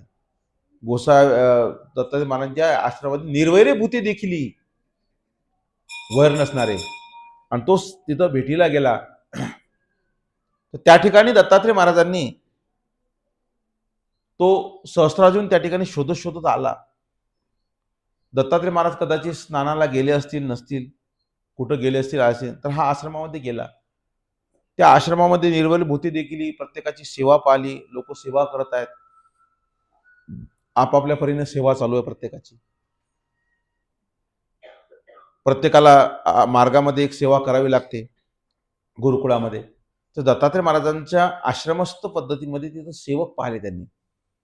कोणी झाडपूस करत असतील, कोणी दत्तात्रय महाराजांचे कपडे धुत असतील, तर कोणी उपान्न पुसत असतील, तर कोणी त्यांचं म्हणजे झोळी धुत असतील, तर कोणी आणखी काही कार्य करत असतील. असे काम करणारे अनेक लोक त्या ठिकाणी पाहिले. तर तो म्हणे आश्रमामध्ये आल्यानंतर त्यांनी दत्तात्रय महाराजांचं प्रतीक्षा केली. दत्तात्रय महाराज योगायोग त्या ठिकाणी आले. त्यावेळेस दृश्यमान आहेत कदाचित प्रवृत्तीनुसार. आणि मग त्याने दत्तात्रय महाराजांना अशा रुंड हाताने दंडवत केला, थाप्या हाताने दंडवत केला. दत्तात्रय महाराज त्याला असं वरदान दिलं म्हणे, म्हणजे वा राहा, आश्रमामध्ये राहा. अस म्हणे म्हणजे राहा, म्हणजे इतक्या लवकर तुला काही मिळणार नाही, पण राहा, म्हणजे परवानगी दिली आश्रमाची. तो म्हणे तिथं होता आणि सगळ्यांच्या सेवेचं अवलोकन करत होता. आतमध्ये त्याला दुःख बी आहे, आर्त आहे त्याला, की मलाही सेवा करा वाटते देवाची, पण मी रुंड पाणी आहे, माझे हात नाही आहे. तर तो प्रत्येकाची सेवा पाहत होता. कोण काय सेवा करते, कोण स्वामींच्या चरणामध्ये उपान्न कशा ओळखून देते, किंवा त्या पादुका असतील काय तर ते कसे घालून देते, दत्तात्रय महाराजांना कशा पद्धतीने सेवा केल्या जाते, ते आल्यानंतर कोण्या पद्धतीने लोक कसे वागतात, तर तो सगळं अवलोकन करत होता. मग त्याने स्वामींची दिनचर्या पाहिलेली होती सगळी सहस्रार्जुन. आणि आपली जर इच्छा असली तर परमेश्वर तशा पद्धतीने योग पुरवतात, तुमचे योग आणतात. तर त्याला हे माहित होतं की दत्तात्रय महाराज स्नान करून आल्यानंतर या ठिकाणी येतात, इथं उभे राहतात. मग एक भक्तिजन दत्तात्रय महाराजांच्या केसांना धूप दाखवतो, म्हणजे धूपटाना, धूपदानी जी असते आपली, याच्यात गौरीचं खांड, त्या गौरीच्या खांडावर दशांग धूप म्हणे, बाईसाच्या याच्यात आपल्या स्वामीच्या सूत्रपाठात आलेला आहे, पूजा वस्त्रात 22 दशांग धूप घाली. ती दशांग म्हणजे 10 प्रकारचे सुगंधित द्रव्य एकत्रित करून तयार केलेला असा उत्कृष्ट असा तो दशांग धूप. आता ज्या कापूरमधून धुपूटच निघते, ते काळं काळं शार निघते. असं ओरिजिनल कापूर तर म्हणे ओरिजिनल कापूर नाहीच आहे हा. ओरिजिनल कापूर जो आहे ना, तो म्हणे उत्पन्न होते हवेमध्ये आणि खाली काही शिल्लक राहत नाही म्हणे. कर्पूर कज्जल एका वस्त्रिकोचे करती परत त्याग केला, आणि याचा असा खाली डाग पडते म्हणे. त्याच्यामध्ये प्लॅस्टिक मिक्स करतात, प्लॅस्टिक, त्यामुळे हा ओरिजिनल नाही आहे. त्याच्यातून हे निघते म्हणे सगळं, काळा काळा निघते, असं कार्बन जास्त निघते. तर तो म्हणे त्यावेळेस दशांग धूप तो काही वेगळा असला पाहिजे, विशेष सुगंधित द्रव्याचा. तर बाईसा सुद्धा स्वामीला दशांग 22 धुपटा आणती, त्या दशांग धूप घालती. गोसाय धुपारती होय, मंगळारती होय, जयतू मंगळ मंगळा, परमंगळ रूपाय जती उडगीती. हातीची पालमांडे थरारी देखून गोसाव्यांती वानऱ्या, बाईसाच्या हातीची पालमांडे धरा. बटवास बाईसाच्या हातीची पालमांडे धरती, बाईसे हातांतो हात शिरुनी निरंजन करीती. म्हणजे सांगायचं तात्पर्य की दशांग धूप त्यावेळेस येत असावा. तर हा दशांग धूप एक भक्त काय करतो की त्या धूपदानीमध्ये तो विस्तो टाकून दत्तात्रय महाराजांच्या केसांना धूप दाखवतात. दत्तात्रय महाराजांचा ऋषीवेश आहे. ऋषीवेश असल्यामुळे काय होते की त्यांचे ऋषी दोन आहेत, एक जटाधारी, एक मुंडन केलेले. संन्याशामध्ये दोन प्रकार, एक जटाधारीने एक मुंडन केलेले. दत्तात्रय महाराज हे जटाधारी आहेत. म्हणजे अतिऋषी वगैरे जे यांची जे परंपरा आहे ते जटाधारी आहेत म्हणे, म्हणजे केस ठेवलेले. जैनांमध्ये दोन आहेत, दिगंबर आणि श्वेतांबर. दिगंबर म्हणजे नग्न राहतात, श्वेतांबर म्हणजे पांढरे वस्त्र घालतात. दोन फरक आहेत. तसं संन्याशीमध्ये एक मुंडन केलेला संन्यासी म्हणजे केस काढून टाकले डोक्यावरचे, एक केसधारी संन्यासी. तर दत्तात्रय महाराजांचा ऋषीवेशामध्ये ते ज्याचे ते केस असे मोठे आहेत बायांसारखे, त्यांना मग त्या केसाची याची गाठ मारावी लागते, डोक्याला गाठ मारावी लागते. त्याला वीरगुंटी म्हणतात. आणि अर्थात या जटा मुकुट करी नीट माता अनुसया, म्हणजे जटा आहेत, जटाधारी संन्यासी मोठे. म्हणून त्या ठिकाणी त्या जटा ज्या आहेत खूप मोठ्या, त्या जर ओल्या आहेत त्या सुकल्या पाहिजेत. मग दत्तात्रय महाराजांच्या त्या केसांना सुकवण्यासाठी धुपाचा प्रयोग केला जाते. धूप थोडा गरम असते आणि त्याच्यात दशांग धूप असणे सुगंधित द्रव्य असते, त्यामुळे काय होते केसांना ओल्यापणामध्ये तो दशांग धूप चिटकतो आणि दिवसभर त्या केसामधून सुगंध दरवळतो. म्हणून त्या दशांग धूपाचा प्रयोग स्नान केल्यानंतर ओल्या केसांच्या जवळ केल्या जातात. म्हणजे नेहमीच ठरलेलं आहे. दत्तात्रय महाराज इथं आल्यानंतर तो सेवक दशांग धूप घेतो आणि दत्तात्रय महाराजांना धूप दाखवतो. त्यांच्या केसांना ते धूप उब मिळते, म्हणजे केस सुकूनही जातात. कारण केस त्याच्यात पाणी असल्यामुळे लवकर सुकत नाही, त्या धुपाने सुकूनही जातात आणि सुगंध त्याला चिटकतो ओल्या याच्यामध्ये, तो सुगंध दरवळतो त्या केसामधून. तर म्हणून या ठिकाणी दत्तात्रय महाराज आल्यानंतर भक्त या ठिकाणी स्वामीला दशांग धूप दाखवतात. हे त्याने पाहिलेलं आहे, प्रत्येकाची सेवा त्याने पाहिलेली आहे. पण म्हणतात जेव्हा जेव्हा परमेश्वर एखाद्या भक्ताची आर्त पूर्ण होते, त्याची आर्त एक शिगेला पोचते खरोखर, तेव्हा परमेश्वर स्वतःच त्याला दातृत्व करतात. त्यासाठी तसा योग आणतात, त्याला तसा मार्ग मोकळा करून देतात. तुमची आर्त पाहिजे मात्र. हे तर आपल्या चरित्रामध्ये आपल्याला स्वामींच्या ठिकाणी बऱ्याच ठिकाणी आपल्याला दिसते. एखाद्या भक्ताने एखादी आर्त केली, स्वामी होईल. तुम्हाला सांगितलं यंत्र वाचनायकाला यंत्र वाचण्याची सिद्धी दिली, पत्कर नागदेव भटाला संध्यातुल्य वेद म्हणण्याची स्वामींनी शक्ती दिली. म्हणजे असं काही एखादी इच्छा असली तर स्वामी पूर्ण करून टाकतात. तुम्ही इच्छा केली, मागितलं, परमेश्वर देतो. ती महाताईच्या स्वामीच्या दर्शनाला येते दादोसासोबत. आता दादोस जो आहे तो आहे देवतेचा विद्यावंत, आणि देवतेचा विद्यावंत असल्यामुळे तो खालचा विद्यावंत आहे, म्हणजे शिल्प विद्यावंत, म्हणजे इंद्रादिकापासून खालचा. तर इंद्रादिकापासून खालचे जे विद्यावंत आहे यांचा पदार्थ ठिकाणी वेच असते. तर मग तो नेहमी कोणी आला की सन्निधानात कोणी जरी भक्त आला तर तो त्याला बाहेरच्या बाहेरच भेटते. पहिले तो दादोस, तुम्ही स्वामीच्या भेटीला आले काय? हा ठीक आहे. काही क्रिया करणार आहे का तुम्ही? हो, पंगत करा, मार्गशीर्ष महिना आहे, आणि श्वेत उपार करा म्हणे. श्वेत उपार म्हणजे पांढरे पदार्थ, त्यामध्ये दूध, दही, खीर काय असेल तुमचे, पांढरे रसगुल्ले म्हणा, त्याची होती काय माहिती, पांढरे पदार्थ. मग पांढरा भात असते, पांढरी खीर असते, पांढरं दूध असते, पांढऱ्या कुरड्या असतात, पांढरा भात असते, काय काय असेल ते. म्हणजे श्वेत उपार करा, आणि सोबत काय सांगायचा, अवघ्या सहित करा. म्हणजे मी बी त्याच्यात आहे. उपार करा आणि अवघ्या सहित करा, त्याचं नेहमी तेच होतं म्हणे. कोणाला उपार करायला आहे म्हणे. आता मादाईसा नेहमी यायची देवाचा उपार करायची, पण मादाईसाला आज थोडं वेगळं वाटतं. मादाईसा काय म्हणे, दादो मी की नाही यावेळेस पंगत नाही करणार नाही. तो म्हणे का बरं, काय झालं? मी स्वामीला वस्त्रदान करीन. म्हणतो अरे कठीण काम आहे, म्हणजे माझी पंचायत. स्वामीला वस्त्रदान करतो, स्वामीचं जेवण करीन मला, असं नाही. अरे कशाला म्हणे वस्त्र फस्त्र करत बसता, काय वस्त्र आवश्यक आहे, अन्नदान ते उत्तम. स्वामी सुद्धा सांगतात पंगत करा, अवघ्या सहित करा. ते नाही दादो, मी यावेळेस पंगत करणार नाही, मला स्वामींना वस्त्र घ्यायचं आहे. हा वस्त्र, स्वामी काय असं काय साधारण वस्त्र घालतात का म्हणे? स्वामीचं वस्त्र खूप महाग असतं, आणि तुझ्याजवळ एवढेसे पैसे आहे, एवढ्या कमी पैशाने कुठं काय वस्त्र ते हे भेटणार आहे का तुला चांगलं वस्त्र? आणि इकून तिकून तुझं मन राखतील, स्वामी घेतील, 2 दिवस घालतील, कोणाला देऊन टाकतील. त्याच्यापेक्षा उपार कर, तूही खाय, मी खातो पोटावर हात फिरून मस्तपैकी. ते नाही, दादू मला हे करायचं. तो ते जा, तुला काय करायचं ते कर, आपल्या डोकं खाऊन. रागाला त्याला मग आता दादूच मार्गदर्शक आहे, दादूच तिला देत नाही. नाही म्हणते, तिला वाईट वाटलं थोडंसं, दुःख करून आली म्हणून. दुःख केलं मग तिला. आली स्वामींजवळ बसली. सांगतात, बाई तुम्ही नाराज आहात, काही त्रास होणार तुम्हाला? बा नाही म्हणायची. मला म्हणे तुमच्या ठिकाणी वस्त्रपूजा करायची. सांगतात, बाई मग जिजी मी दादासाला म्हटलं की मला वस्त्रपूजा करायची, दादा म्हणते उपार करा, वगैरे सहित करा, शीत उपार करा. पण जिजी मला मात्र यावेळेस उपारच करायचा. संगीतमय प्रवचन.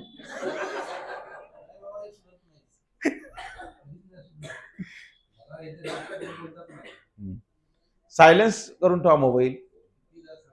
आता घरी गेले की शिकून घ्या तुमच्या पोराजून सायलेन्स कसा करता. एक जण म्हणजे मला करताच तर येत नाही, कसं काय, पण आठवण राहत नाही करायची. तर हे करा, म्हणजे कसं डिस्टर्ब होते दुसऱ्याला. तर अशा पद्धतीमध्ये महादाईसाचं म्हणणं आहे की नाही, मी जिजी मी वस्त्रपूजा करायची आहे मला, पण दादोस मला नाही म्हणत आहे. सांगतात, बाई काही हरकत नाही, तुमची जर वस्त्रपूजा करायची इच्छा आहे तर करा. म्हणजे जी तो दादोस काय म्हणतो की तुझ्याकडे एकच आसू आहे, या एका आसूनं काय होणार आहे? स्वामी काय एका आसू वस्त्र पांघरतात काय? काही स्वामीला चांगलं वस्त्र पाहिजे महागीचं, तू हे सगळं. सांगतात, बाई काही हरकत नाही, तुम्हाला चांगलं वस्त्र द्यायचं आहे ना, काही हरकत नाही, जा तुम्ही अशा अशा जा, तुम्हाला सहाय्य होईल. बघा, सरळ नाही सांगत, जा तुम्ही अशा प्रयत्न करा. जे जे वांछित प्राणी ते पूर्वी चक्रपाणी, जा तुम्ही प्रयत्न करा. हे परमेश्वर काय करतात, जे जे वांछित प्राणी म्हणजे तुमची इच्छा असली तुम्हाला योग प्राप्त करून देतात. मग ती सहजशी गेली. गेल्यानंतर बघा तिथं आणखी एक लीळा घडलेली आहे, भडगावचं चरित्र आहे. एक लीळा अशी घडलेली आहे की एक बाई होती, तिचं पोट दुखत होतं. ते पोटाचा त्रास होता म्हणून तिला, पोटामध्ये सूळ उठायचा, दुखायचं, पोट असं खुपल्यासारखं दुखायचं तिचं. महादेशा भिक्षेला जायची, भिक्षा घ्यायची. तिला विचारायचं, ताई तुम्ही असे हळूहळू चालता, हळूहळू काय? म्हणा पोटामध्ये पेन आहे म्हणे, दुखते माझं पोट, स्वामीच्या दर्शनाला या म्हणे, थांबेल. तर ते स्वामीच्या दर्शनाला आली होती, तिचं पोट राहिलं होतं, तिची महादेशावर विशेष श्रद्धा होती. महादेशा तिथं जायची. त्यातलं माझा मादाईसा जात असताना मादाईसाचं तिची भेट झाली. तिने पाहायला माझ्या म्हणजे, आई तुम्ही अशा नाराज दिसता, काय गोष्ट आहे? म्हणे हो, मला की म्हणे स्वामीच्या ठिकाणी वस्त्रपूजा करायची आहे, पण म्हणे काय करावं, वस्त्रपूजा करायला जावं, पण माझ्याकडे तेवढे पैसे नाही आहेत म्हणे. आमचा दादोस्त म्हणतो की स्वामी वस्त्र घालणार नाही, पण स्वामींनी मला असं म्हटलं की तुम्ही जा, तुम्हाला सहाय्य होईल बाई, काहीतरी सहाय्य तुम्हाला मिळेल. म्हणून मी अशी आली. तिला एकदम आठवलं, बघा स्वामींच्या गुणधर्म आहे सगळ्या गोष्टी. तुला वस्त्र पाहिजे का? थांब थांब थांब. म्हणजे माझा भाऊ वस्त्राचा व्यापारी होता, त्याने काही दिवस वस्त्र विकले म्हणे. त्याच्याकडे एक चांगलं वस्त्र आहे म्हणे महागीचं, ते वस्त्र कोणच घेतलं नाही, त्याच्याकडे पडलेलं असेल तर मी त्याला सांगतो की अरे ते वस्त्र देऊन टाक, ते वस्त्र स्वामीला देऊन टाक, म्हणजे या आईला दे, हे आई स्वामीला होईल, तुला तेवढी क्रिया घडेल. त्या काळात गावातल्या गावात सोयरी गावत होत्या, तर तिने लगेच निरोप पाठवला. तिचा भाऊ आला, ते सांगितलं, हे बघ म्हणे ही आई आहेत म्हणे, ही आई खूप चांगल्या आहे, या आईंना वस्त्रपूजा करायची आहे म्हणे. मग या आईने काय केलं, हे वस्त्रपूजा करायसाठी ह्या मला वस्त्र यांना वस्त्र पाहिजे होतं, तर मी यांना म्हटलं बा की माझा भाऊ वस्त्राचा व्यापारी आहे, माझ्या भावाने वस्त्र जे आहे ते एक ठेवलेलं आहे, तुम्हाला मी विचारून पाहतो. मग तिने विचारलं त्याला, याच्यातलं हे या दंड. तर अशा पद्धतीमध्ये ते वस्त्र मी तुम्हाला देण्याचा प्रयत्न करेल. तर त्या वस्त्रासाठी तिने भावाला बोलवून घेतलं आणि म्हणे, का रे तू ते एक महागीचं वस्त्र होतं, ते वस्त्र तू विकलं काय? नाही नाही म्हणे ताई, ते कोण घेतलंच नाही म्हणे. म्हणे मग ते जर घेतलं नाही म्हणे कोण, तर मग असं करणं म्हणे, या आईला देऊन टाक म्हणे. हे आई म्हणे स्वामीच्या ठिकाणी हे वस्त्र वाईल तर तेवढंच तुला गुमट घडेल. तो म्हणे हो आई, हे बरोबर आहे म्हणे, कारण तसं हे वस्त्र विकल्या गेलं नाही म्हणे, स्वामीला देऊन टाका. तर त्याने म्हणतात ते देऊन टाकलं एका आसूला वस्त्र. काही रुळे कोण, त्याचे मतांतर वेगळे, रुळे होते, काही कमी पैसे जास्त पैसे होते, काही देऊन टाकलं. मग ते वस्त्र दिल्यानंतर ते वस्त्र काही एका आसूच नाही, 4 आसूच असेल की 5 आसू असेल देव जाणे, पण वस्त्र खूप महाग आहे. आणि मग ते वस्त्र घेऊन आली. मग स्वामींपुरता उपार तयार केला, क्रिया केली सगळी. आणि मग ते वस्त्र दादोस पाहून आला तिरपा तारपा, कारण याला माहित आहे याला माहित आहे की हिनं वस्त्र आणलेलं आहे असं तसं. मग स्वामींनी मुद्दाम त्याची परीक्षा घ्यायसाठी स्वामी काय म्हणतात, पूजा गिजा झाली स्वामींची सगळी, आणि मग स्वामींनी काय केलं, ते वस्त्र असं घेतलं. म्हणजे दादू साहेब म्हणतात की महात्मे हो, सांगा बरं हे वस्त्र केवढ्याचं. आता याला काय यायला माहित आहे, हिचा एक आसू आहे, हिच्या एक आसू हिनं उपर बी केला. आता उपारासाठी तिच्याकडे पैसे असतील नसतील, किंवा बाईसवरून तिने उसने घेतले असतील काय माहिती, पण तिनं ते एक आसू तिच्याला माहिती आहे का, त्याला माहित आहे एक आसू मधले हिनं काही खर्चाला ठेवले असतील आणि काही उपारात खर्च केले असतील. जास्तीत जास्त अर्ध्या आसूचं वस्त्र असेल किंवा अजून स्वस्त आणलं असेल वस्त्र एखाद्या वेळीनं त्यातलं. तर मग ते स्वामींना मग स्वामी म्हणतात, महात्मे हो सांगा बरं हे वस्त्र केवढं असलं पाहिजे. तो जीजी हे असेल अर्धा आसूचं वस्त्र. म्हणजे त्याला बाबा माहिती आहे एक आसू आहे, पाव आसू ठेवला असेल, पावची काही क्रिया करेल, अर्धा आसू असलं पाहिजे. समजा असं आहे काय, बाई तुमचे अर्धा आसू आहे, हाय द्यायला जा मार्केटला जा, वस्त्र घेऊन या असं. स्वामी एवढ्या जोरात म्हणून राहिले म्हणजे वस्त्र लेखाचं महाग असलं पाहिजे. पण हिच्याजवळ तर एकच आसू होता, जी पाहून आसूचं. समजा असं आहे काय, बाई तुमचे पाहून आसू असे हो, ओपा द्या याला, जा मार्केटला जा घेऊन ये. तो काय म्हणते नाही महाग असलं पाहिजे. पण हिच्याजवळ तर एकच आसू होता, हे तर स्वामींचा उपर करू राहिली. काही शिल्लक असेल त्याचा उपर केला असेल, जास्तीत जास्त एक आसूचं. जीजी एक आसूचं. समजा एक आसूचं, बाई तुमचे आसू असे हो बाबा, ओपा द्या यायला, जा जा मार्केटला जा घेऊन या. कठीण काम आहे.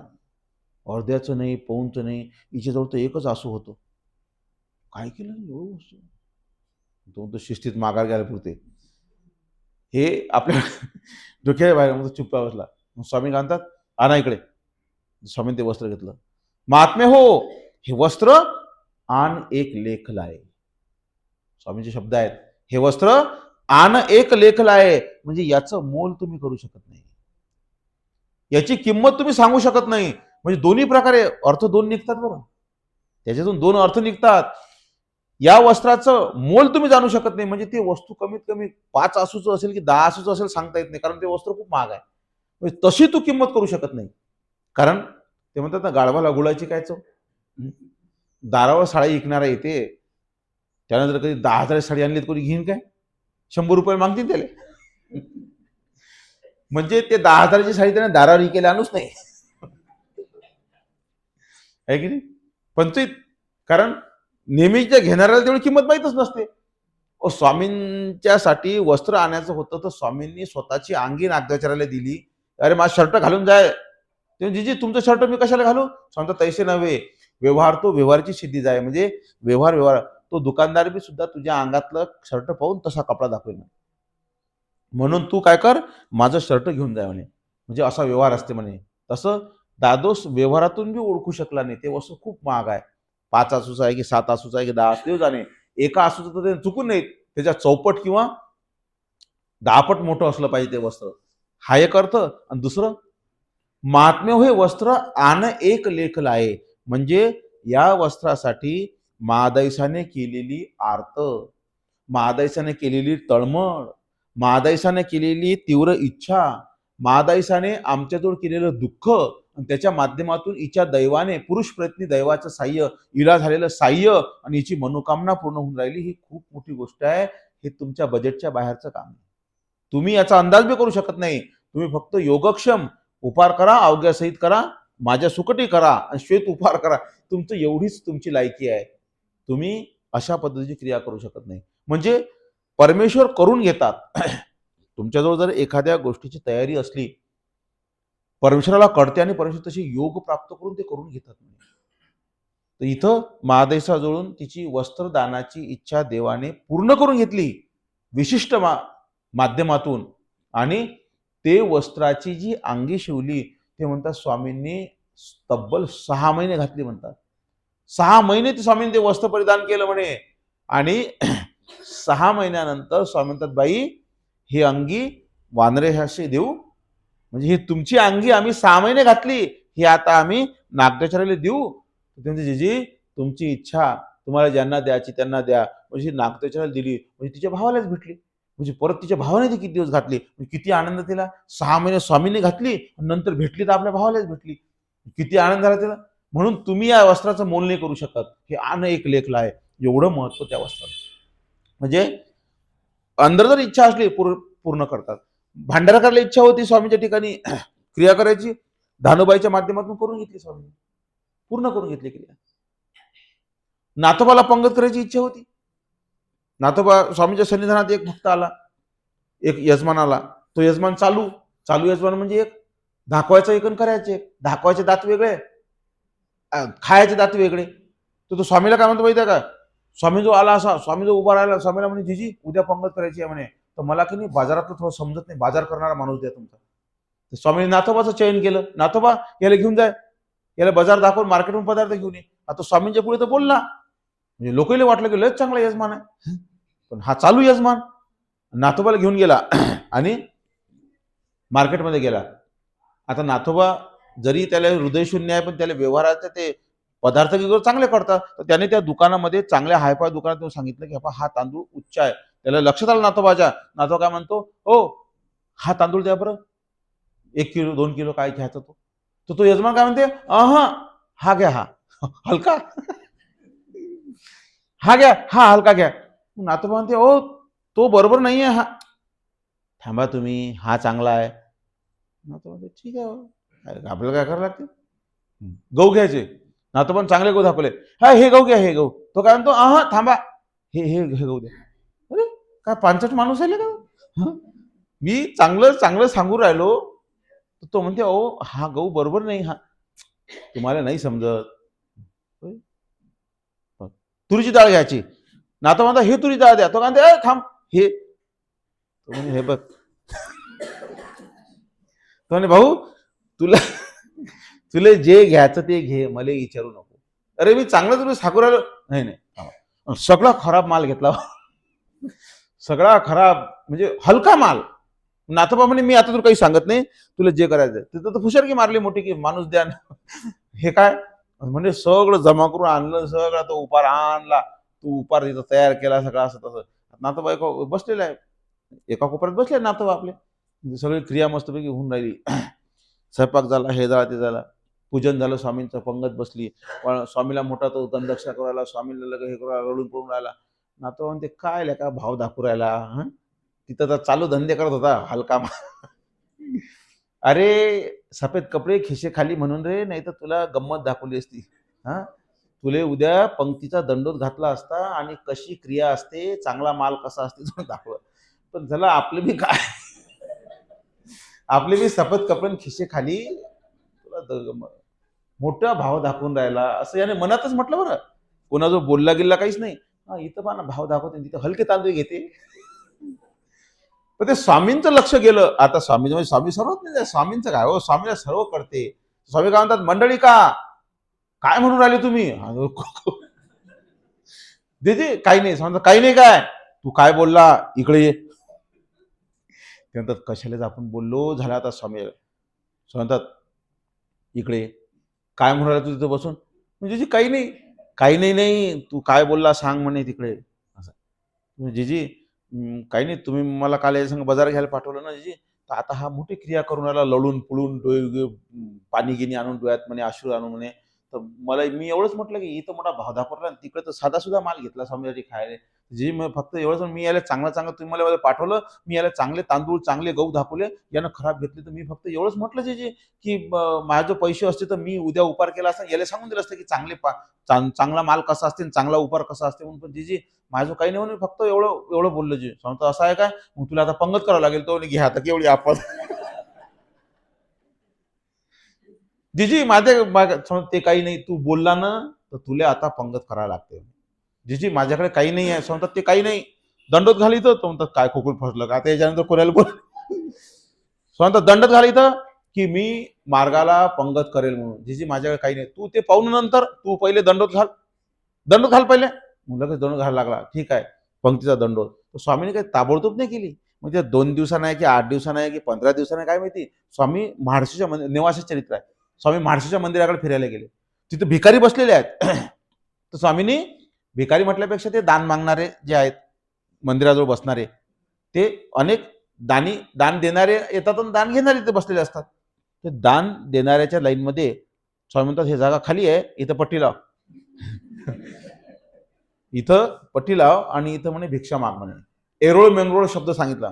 चरित्र काढून पहा, नागदाचार्याने आपलं नाथोबाला शब्द सांगितला एरोळ मंगरोळ. म्हणजे लोक भिक्षा मागणारे वेगवेगळे सांगतात. कोणी गोरक्ष म्हणते, कोणी अनंत सिद्ध म्हणते, कोणी काही म्हणते, कोणी अलख निरंजन म्हणते, कोणी काही म्हणते. तर स्वामीने काय सांगितलं, तू म्हणायचं म्हणे एरोळ मंगरोळ असं म्हणायचं.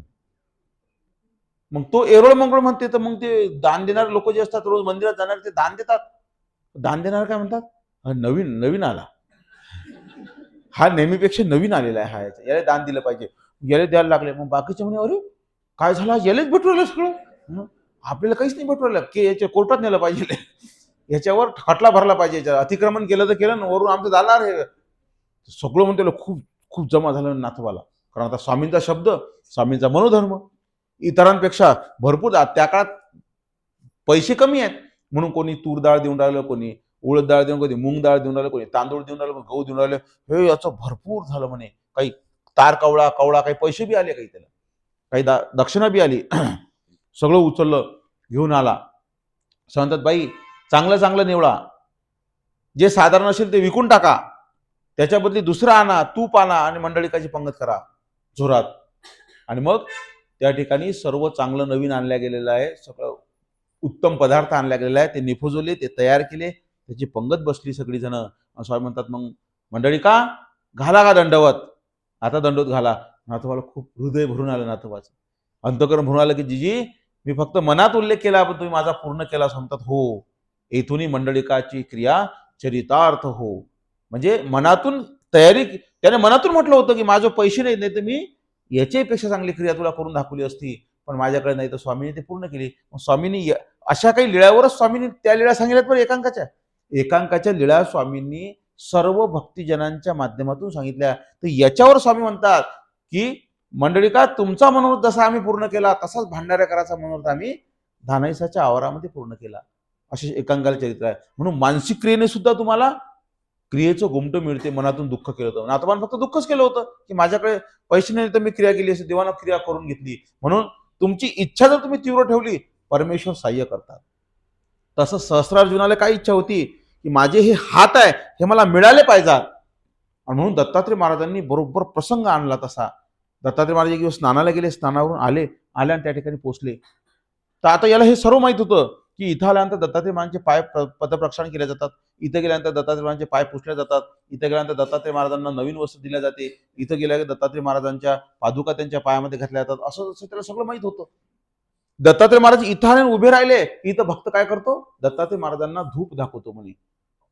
दत्तात्रय महाराजांनी सहस्रार्जुनाची इच्छा लक्षात घेता, म्हणजे कार्तिक राजाची इच्छा घेता, हे दत्तात्रय महाराजांची लीळा आहे.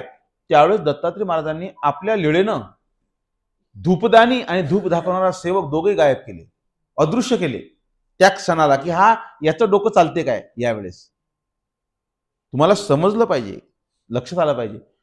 त्याने पाहिलं की दत्तात्रय महाराज इथून उभे राहिल्यानंतर एक सेवक इथं दत्तात्रय महाराजांना धूप दाखवतो, दशांग धूप आणतो, त्याच्यावर धूप टाणा, म्हणजे त्या याच्या गौरीच्या खाण्यात धूप टाकून देवाला धूप दाखवतो. या ठिकाणी तर हा सेवक नाही आहे, दत्तात्रय महाराज येऊन थांबलेले आहे, यांच्या सेवेमध्ये विलंब होऊन राहिलेला आहे, यांच्या सेवेमध्ये विलंब होऊन आलेला आहे, सेवेमध्ये विलंब झाला नाही पाहिजे.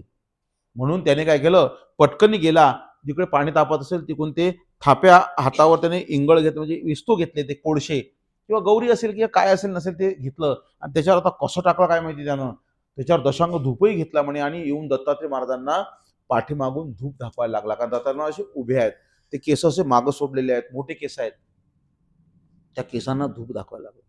तर आता धुपाचा सुगंध चालत असताना ते विस्तल्यामुळे काय झालं की हे मांस जळायला लागलं, मांस जळल्यामुळे त्याचा कर्पट ध्वनी, म्हणजे त्याचा वास यायला लागला जळ्याचा, मांसाचा. तर तो दत्तात्रय महाराजांच्या सुगंधासोबत जेव्हा तो दुर्गंध आला थोडा, दत्तात्रय महाराजांनी असं पाहिलं आणि म्हणतात सांडी सांडी, म्हणजे फेकून दे, अरे हात जळून राहिलास, सांडी सांडी म्हणजे टाकून दे, जा सहस्त्रभुजा होशील म्हणे. म्हणजे बघा, परमेश्वर प्रसन्न झाल्या दानक्रियेच्या ठाई ऊर नाही, टीकाकार म्हणतात. म्हणजे परमेश्वर जेव्हा प्रसन्न होतात तेव्हा दानक्रियेच्या ठाई ऊर नाही, म्हणजे इतकं त्यांना द्यावं द्यावं, पाठ घाणबाट धाडिवे नाम उच्चारिती, आणि मग द्यावे द्यावे ऐसे उपजे, नामाच्या दाठामध्ये आलेलं आहे. म्हणजे प्रसन्न झाल्यानंतर त्यांना इतकं द्यावं वाटते की ते स्वतःला कंट्रोल करू शकत नाहीत, म्हणजे द्यावे द्यावे ऐसे उपजे. सुदामाने जेव्हा प्रायश्चित केलं, दुःख केलं आणि स्वामींना पोहे दिले, स्वामी इतके प्रसन्न झाले. एका घासामध्ये त्याचं दारिद्र्य नष्ट. दुसऱ्या याच्यात त्याला त्या राजाचं, सुदामपुरीचा राजा बनवून टाकलं म्हणे. तिसऱ्या घासात म्हणे 3 लोकांचं राज्य देणार होते. पुराणातली कथा की तिसऱ्या घासात 3 लोकांचं राज्य देणार होते म्हणे. म्हणजे बघा, सुदामाच्या कॅपॅसिटीपेक्षा जास्त देऊन आलेले आहे प्रसन्न झाल्यानंतर. तर रुक्मिणीने हात धरला की नका, असं नका करू, आपण कुठे जासाल म्हणे, आपले त्याच्यात चाललं जाईल ना, आपण तर त्याच लोक. बाया हुशार असतात, बाया जवळ पाहिजे, तुम्हाला योग्य मार्गदर्शन करतात त्या. नाही तर कृष्ण महाराजांनी देऊन टाकलं तर सगळं. तर ती म्हणे मग तुम्ही जर मृत्यूलोक देऊन टाकला तर आपण बी याच्यातच आहे ना, मग आपलं आपण कुठे जासाल, कृष्ण धावल्या का, माझ्याकडे लक्ष राहत नाही, मग मी कशासाठी आहे, मी कशासाठी आहे, हा याच कामात असते मी. तर ऐसे तर म्हणे तिनं हात धरला, मग कृष्ण महाराजाला देऊ दिलं नाही म्हणे. 3 लोकांचं राज्य देऊन टाकणार होता तेव्हा आपलं कृष्ण महाराज, म्हणून प्रसन्न झाले, काही देऊन टाकतात. आता इथं सहस्त्रार्जुनावर दत्तात्रय मला प्रसन्न झाले, तर याला फक्त 2च हात पाहिजे होते. किती दिले म्हणे, जा सहस्त्र भुजा होशील म्हणे, मी तुला 1000 भुजा प्राप्त होतील म्हणे. मग आता वास्तविक 1000 भुजा दिल्या म्हणजे अर्थ सोयीचा करून घ्यायचा. 1000 भुजांचं बळ 2 हातात दिलं, असा अर्थ काढा, अधिक संयुक्तिक. किंवा मग तुम्हाला जर वाटलंच तो वेगळा अर्थ लावा दुसऱ्या विद्वानाच्या मतानुसार, की 2 हात कापून फेकले तर परत 2 येणार, मग 2 कापून फेकले परत 2 येणार. किती वेळ, 500 वेळ बरोबर. हो, नाही तर 1000 2 जोडी आहे ना, गणित पक्क नाही वाटते. तर 500 वेळ येणार म्हणे. जसं रावणाचं म्हणे, एक मुंडकं कापलं की दुसरं येते, बरोबर आहे, दशाना नाही तो. दुसरं कापलं की तिसरं येते, तिसरं कापलं की चौथं येते म्हणे. असे 9 कापता येतात, 10वं नाही कापायचं बरं, त्याचा कार्यक्रम रावणाचा कार्यक्रम होऊन जाईल मग 10वं कापलं तर. म्हणून 9 कापू शकतात. तसे दशानन, त्याला 9 मुंडके म्हणजे 9 10, एक कापल्यानंतर दुसरी समृद्धी म्हणे. तसे असे 2 भुजा जर तोडल्या तर दुसऱ्या 2 येतील म्हणे, असा अर्थ घ्या. किंवा मग 2 हातामध्ये 1000 भुजांचं सामर्थ्य वाचून 1000 भुजा जर त्याला दिला तर आता केवढं मोठं गठ्ठ होईल होते. समजा त्याला जर अध्यान मंदिरमध्ये यायचं असलं, दत्तात्रय महाराजांचं दर्शनाला जर त्याला वाटलं की येऊन आपण या दरवाजातून येईन का तू, दरवाजाच तोडा लागेल मग आपल्याला हा त्याच्यात. तर म्हणून असे ते काही असं गठ्ठ झालं असं नाही अर्थ आहे. 2च भुजामध्ये 1000 भुजांचं बळ दिलं. पण प्रसन्न झाले. प्रसन्न झाल्यानंतर सुदाम फक्त दत्तात्रय कृष्ण महाराजांचं ऋण फेडायला आला होता, पण त्याला दारिद्र्य नष्ट करून सुदाम नगरीचा राज्य देऊन टाकलं, त्याला एवढं मोठं केलं. तसं याला बी फक्त एवढ्यावर नाही थांबले हो, सहस्त्रभुजा होशील एवढ्यावर गुपचूप नाही बसले. यांची इतकं उफाळून आलेलं आहे यांना द्यासाठी, प्रसन्न एवढे झालेले आहेत की ज्याने हात नसताना मला उत्कृष्ट धूप दाखवला, स्वतःसाठी हात जाळून घ्यायला तयार झाला. तुम्ही परमेश्वरासाठी जेव्हा स्वतःला विसरून जाता ना, तेव्हा परमेश्वर खरा प्रसन्न होते म्हणे. वामन पेंद्याची बायको मेली, पस्या पायलीचे लेकरं होते त्याला म्हणे, एवढे लेकरं होते. आणि तो म्हणे स्मशानभूमीत आला आणि त्या प्रेताला शेवटचं पाणी पाण्यासाठी पाणी घ्यायला आला. त्याला चक्रधर स्वामी त्या नदीच्या काठावर बसलेले दिसले, तर तो स्वामीला पण रडायला लागला म्हणे, तो वामन पेंदी. स्वामी काय मग काय झालं, सकन सकून कोण रडून राहिला म्हणे. जीजी, तुमची दासी, माझी पत्नी, तुमची दासी मरण पावली म्हणे. समजा अरे अवघड झालं. पण जीजी आज तुमचं कसं होईल म्हणे. बघा, सांगा सांगा बरं, असे भक्ताचे पाय धुवून पाणी प्यावं की नाही. म्हणजे त्याला बायको मिली त्याचं काही घेत नाही. लेकरीचं कसं होईल म्हणजे तुमचं कसं होईल म्हणे, कारण तुम्हाला कोणीच नाही ना.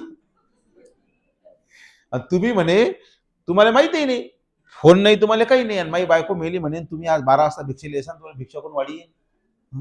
जीजी, ते चरित्रकार म्हणते मेले त्याचे काहीच नाही वाटे म्हणे, गोसाव्याची चिंता स्वीकारली. मग आता समजा हा देवाची चिंता करते तर देवाच्या बापाला याची चिंता करायला, याची चिंता करायला लागेल की नाही सांगा. स्वामी म्हणतात लेखक असं आता पहिल्यांदाच भेटला मला. सगळेजण म्हणतात देवा मा कसं होईल, पण हा म्हणते देवा तू कसं होईल. देवाने म्हटलं का काय विचित्र भक्त आहे का, असा भक्त भेटलाच नाही मला. सगळेजण म्हणतात मा कसं होईल, मा कसं होईल. हा म्हणते बरं त्याचे पसाया पायलीचे लेकरू आहे, म्हणजे एक पायलीभर आणि आंधळीभर जर कधी दळून आणलं तर लेकर दिवसभर भाकर ठेवणार नाही, एवढे खाणारे आहेत त्याच्या घरात. लेंकरोळे मातेचे दृष्टांत, म्हणजे पहिले असं एका मांगा एक जन्माला यायचे, तेच चांगलं होतं लेखाचं. परमार्गात तरी लेकर भेटत होते, आता लेकरच भेटत नाही बा परमार्गामध्ये. एक जण तर म्हणजे तुमच्या मार्गात पोरग असेल तर कामाला पाठवा इकडे. अरे काही काही तुम्हाला आहे की नाही काही त्याचं. ते पहिले बरोबर होतं म्हणे की दीड पावणे 2 वर्षांबरोबर एक एक बाळ जन्माला यायचं म्हणे. त्याच्यात सुनेचे बाळणपण सासू करायचे आणि सासूचं सून करायचे म्हणे. आणि तो पुतण्या जो आहे तो काकाला चांगला मारून झोडून मोकळा करायचा म्हणे. काका लहान राहायचा त्या पुतण्यापेक्षा. तो अशा पद्धतीमध्ये लेकरोळे माते दृष्ट्या ते लेकरं, तर ते असे लेकरं त्या काळात होत होते. मॅन पॉवर भरपूर होता. आता 25 झाला. हम दो हमार दोन होते काही दिवस, आता हम दो हमारा एक. पुढे 25 आहे सगळी. तर अशा पद्धतीमध्ये तो त्याला लेकरीचं काही नाही वाटून राहिलेलं आहे की माझी एवढे लेकरीचं कसं होईल. जिजी गोसाव्याची दासी आज तुम्हाला स्वयंपाक मिळणार नाही. तुमचं कसं होईल, तुम्ही रोज भिक्षेला येता. म्हणून गोसाव्याची चिंता स्वीकारली. छोटी स्वामीला दया आली. स्वामी अरे बापरे माझी चिंता करता काय, मला तू चिंता करा. स्वामी गेले. मग स्वामी तिथून उठून मशानभूमीत आले. स्वामी म्हणतात बाई काय इथं झोपल्या, आमच्या स्वयंपाकाची व्यवस्था करा तिकडे. असं उठा. ते उठून बसले म्हणे. पटकन घरी गेली, आंघोळ गेली, तिने स्वयंपाक केला म्हणे. आणि दत्तात्रय आपला चक्रधर स्वामींना तिने भिक्षा दिली म्हणे. आणि मग स्वामी गेल्यावर ते भिक्षा घेऊन आली. तर स्वामी म्हणतात बाई थांबा. त्याला म्हणतात हे बघ तुझी पत्नी मरण पावली होती, हिचं संपलं आयुष्य. आता जर हिनं भिक्षा दिली तर हे अजून जाईल, त्याच्यापेक्षा हे भिक्षा तू वाढ म्हणे. मग त्याच्या हातून भिक्षा घेतली स्वामींनी. 30 दिवसात दंड घातला होता. एकच दिवसाची भिक्षा शिल्लक राहिली. पण स्वामींनी काय केलं, तर एक भिक्षा ती शिल्लक राहिली होती. तर स्वामी म्हणतात बोलून गेले तिला की बाई तुम्हासी येथे एक पाणीपात्र देण्याची. म्हणजे स्वामीला तिच्याजवळून एक भिक्षा न्यायची अजून. स्वामींनी हे त्याच्या हातून घेतली, तिच्या हातून नाही घेतली. आणि म्हणजे याचा अर्थ की तिच्या प्रपंचाचं काय असेल नसं जबाबदाऱ्या पूर्णपणे तिला लीळादाराचं आयुष्य दिलं. याला म्हणतात लीळादानाचं आयुष्य. परमेश्वर जवळचं आयुष्य देऊन ठेवतात, त्याला लीळादानाचं आयुष्य म्हणतात. तर अशा लीळादानाचं आयुष्य तिला मिळालेलं आहे. पण मात्र त्या लीळादानाच्या वाल्याला कधी मरण त्याचं येईल किंवा त्याला कधी मारायचं किंवा त्याला संपवायचं किंवा त्याचं मृत्यू लोकांची यात्रा कधी संपवायची हे परमेश्वराच्या हातात असते. मग त्याच्यानंतर स्वामी कधीतरी कोण्या रूपाने कधी गेले काय माहिती, तिच्या घरी एक दिवस गेलेले आहेत. स्वामींनी एक दिवस ती भिक्षा घेतली आणि त्याच्यानंतर तिचा देहांत झाला. कधी गेले त्याचा उल्लेख चरित्रपाठात येत नाही. मात्र स्वामींनी तिला लीळाधराचं आयुष्य दिलं. मग आता स्वतःच्या पत्नीची चिंता नाही, मुलाची चिंता नाही, तो स्वामीची चिंता करतो. तो भक्त किती श्रेष्ठ आहे. तो वामन पेंदी. एका नवीन म्हणजे स्मरण पाठात त्याचं नाव आलं म्हणे. त्याच्या बायकोचं काय एल्लाईसा नाव आहे म्हणे. सर्पदंशानं मरण पावली होती असं आलेलं आहे. आपल्या नेहमीच्यात नाही, फक्त वामन पेंदी मूर्त जीव, वामन पेंदी जीव मूर्त भार्या त्याचे एवढंच फक्त. तर अशा या देवाची चिंता करायची. आणि देवाची चिंता करताना स्वतःच्याकडे दुर्लक्ष जो करते तो खरा भक्त म्हणे.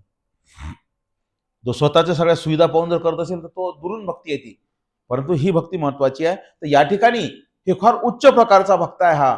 म्हणून इथं शास्त्रात तेच आहे की याने स्वतः स्वामी पहिला याला 2 हात तर नाहीच आहे, छोटे हाते जळून राहिलेले आहे. पण हा परमेश्वरासाठी कमी नाही करून राहिला, हा धूप दाखवण्यासाठी तयारीत आहे म्हणे. म्हणून स्वामी म्हणतात जा सहस्त्रभुजा होशील. आणि एवढे प्रश्न झाले की आणखी वर देऊन टाकला म्हणे. वलंकित पृथ्वीचा राजा होशील. संपूर्ण भारतवर्षाचा चक्रवर्ती सम्राट, तू भारतवर्षाचा चक्रवर्ती सम्राट होशील म्हणे.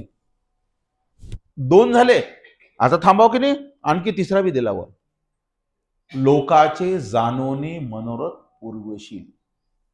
म्हणजे तू एवढा मोठा राजा होशील की तुझ्याकडे जो ज्या इच्छेने आला तर तुला अगोदरच कळून जाईल याला काय पाहिजे. तू त्याला ते देशील. त्यामुळे तुझी कीर्ती तिने लोकांमध्ये पसरून जाईल म्हणे.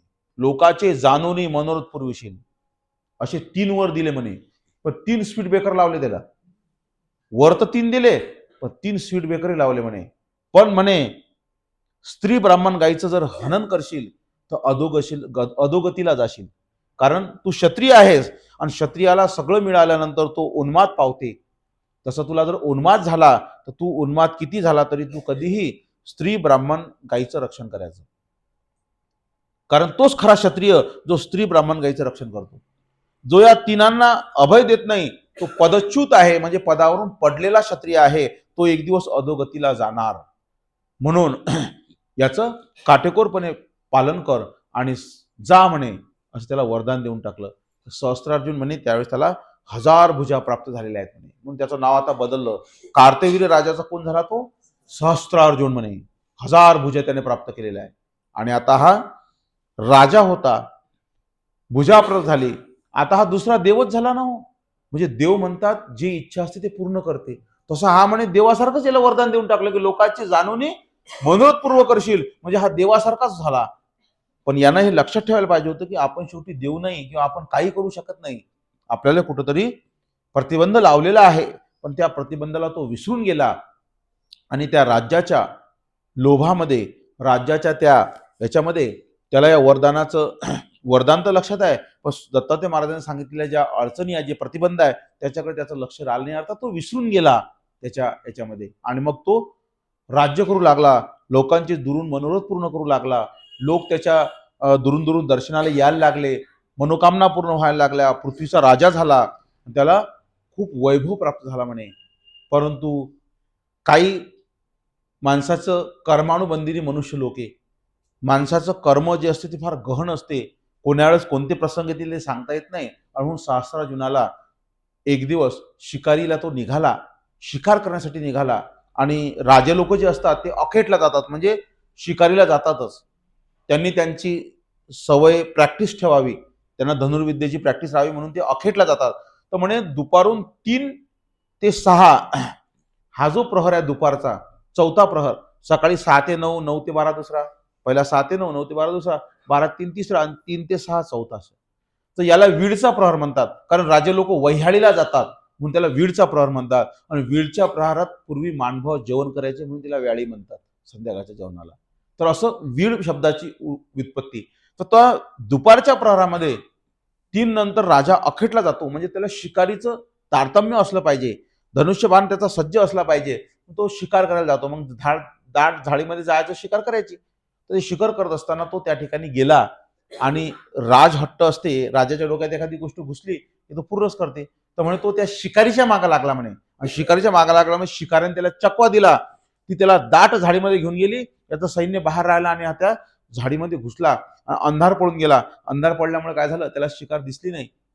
जिद्दीला असा होता की बाहेर निघालाच नाही. मग रात्र होऊन गेली, मग रात्रीचा रस्ता दिसते का नाही, कारण एकटा पडला त्या जंगलामध्ये. म्हणून तो तहान भुकेने व्याकुळ झाला, पण मग काही रात्रीचा चान्स त्याला नव्हता. मग कसं तरी झाडावर चढला, झाडावर थांबला रात्रभर म्हणे. मग आता दुपारी निघालेला आहे, सकाळचा जेवलेला असेल, संध्याकाळी काही खाल्लं नाही आणि रात्रभर उपाशी, त्यामुळे त्याला खूप त्रास झाला. मग तो भुकेने तहानेने व्याकुळ रात्रभर त्या ठिकाणी झाडावर बसला. सकाळी दिवस निघाला आणि दिवस निघाल्यानंतर मग तो शोधत शोधत बाहेर आला. दुपारपासून जेवण नव्हतं पोटात, त्यामुळे शरीर थकून गेलं. कसं तरी बाहेर आला. आल्यानंतर मग तो आपल्या यांना म्हणतो, सैनिकांना, की मी भुकेने ताने व्याकुळ झालो, माझी पाण्याची भुकेची व्यवस्था करा. आता वैलंकित पृथ्वीचा राजा आहे, पण बघा कर्मानुगणा गती, आता मात्र याला स्वतःच खायला काही नाही. सैनिक बी फक्त अखेटला आले होते, सैनिकांकडे बी काही नाहीये तिकडे, ते वाट पाहत बसले होते. मग तिथून ते त्याची पाण्याची आणि अन्नाची व्यवस्था करतात. ते आपण उद्याच्या सत्रात पाहू आता, कारण आपली वेळ पूर्ण झाली. सर्वज्ञ श्री चक्रधर स्वामी की जय, श्री दत्तात्रेय महाराज की जय, दंडवत हो.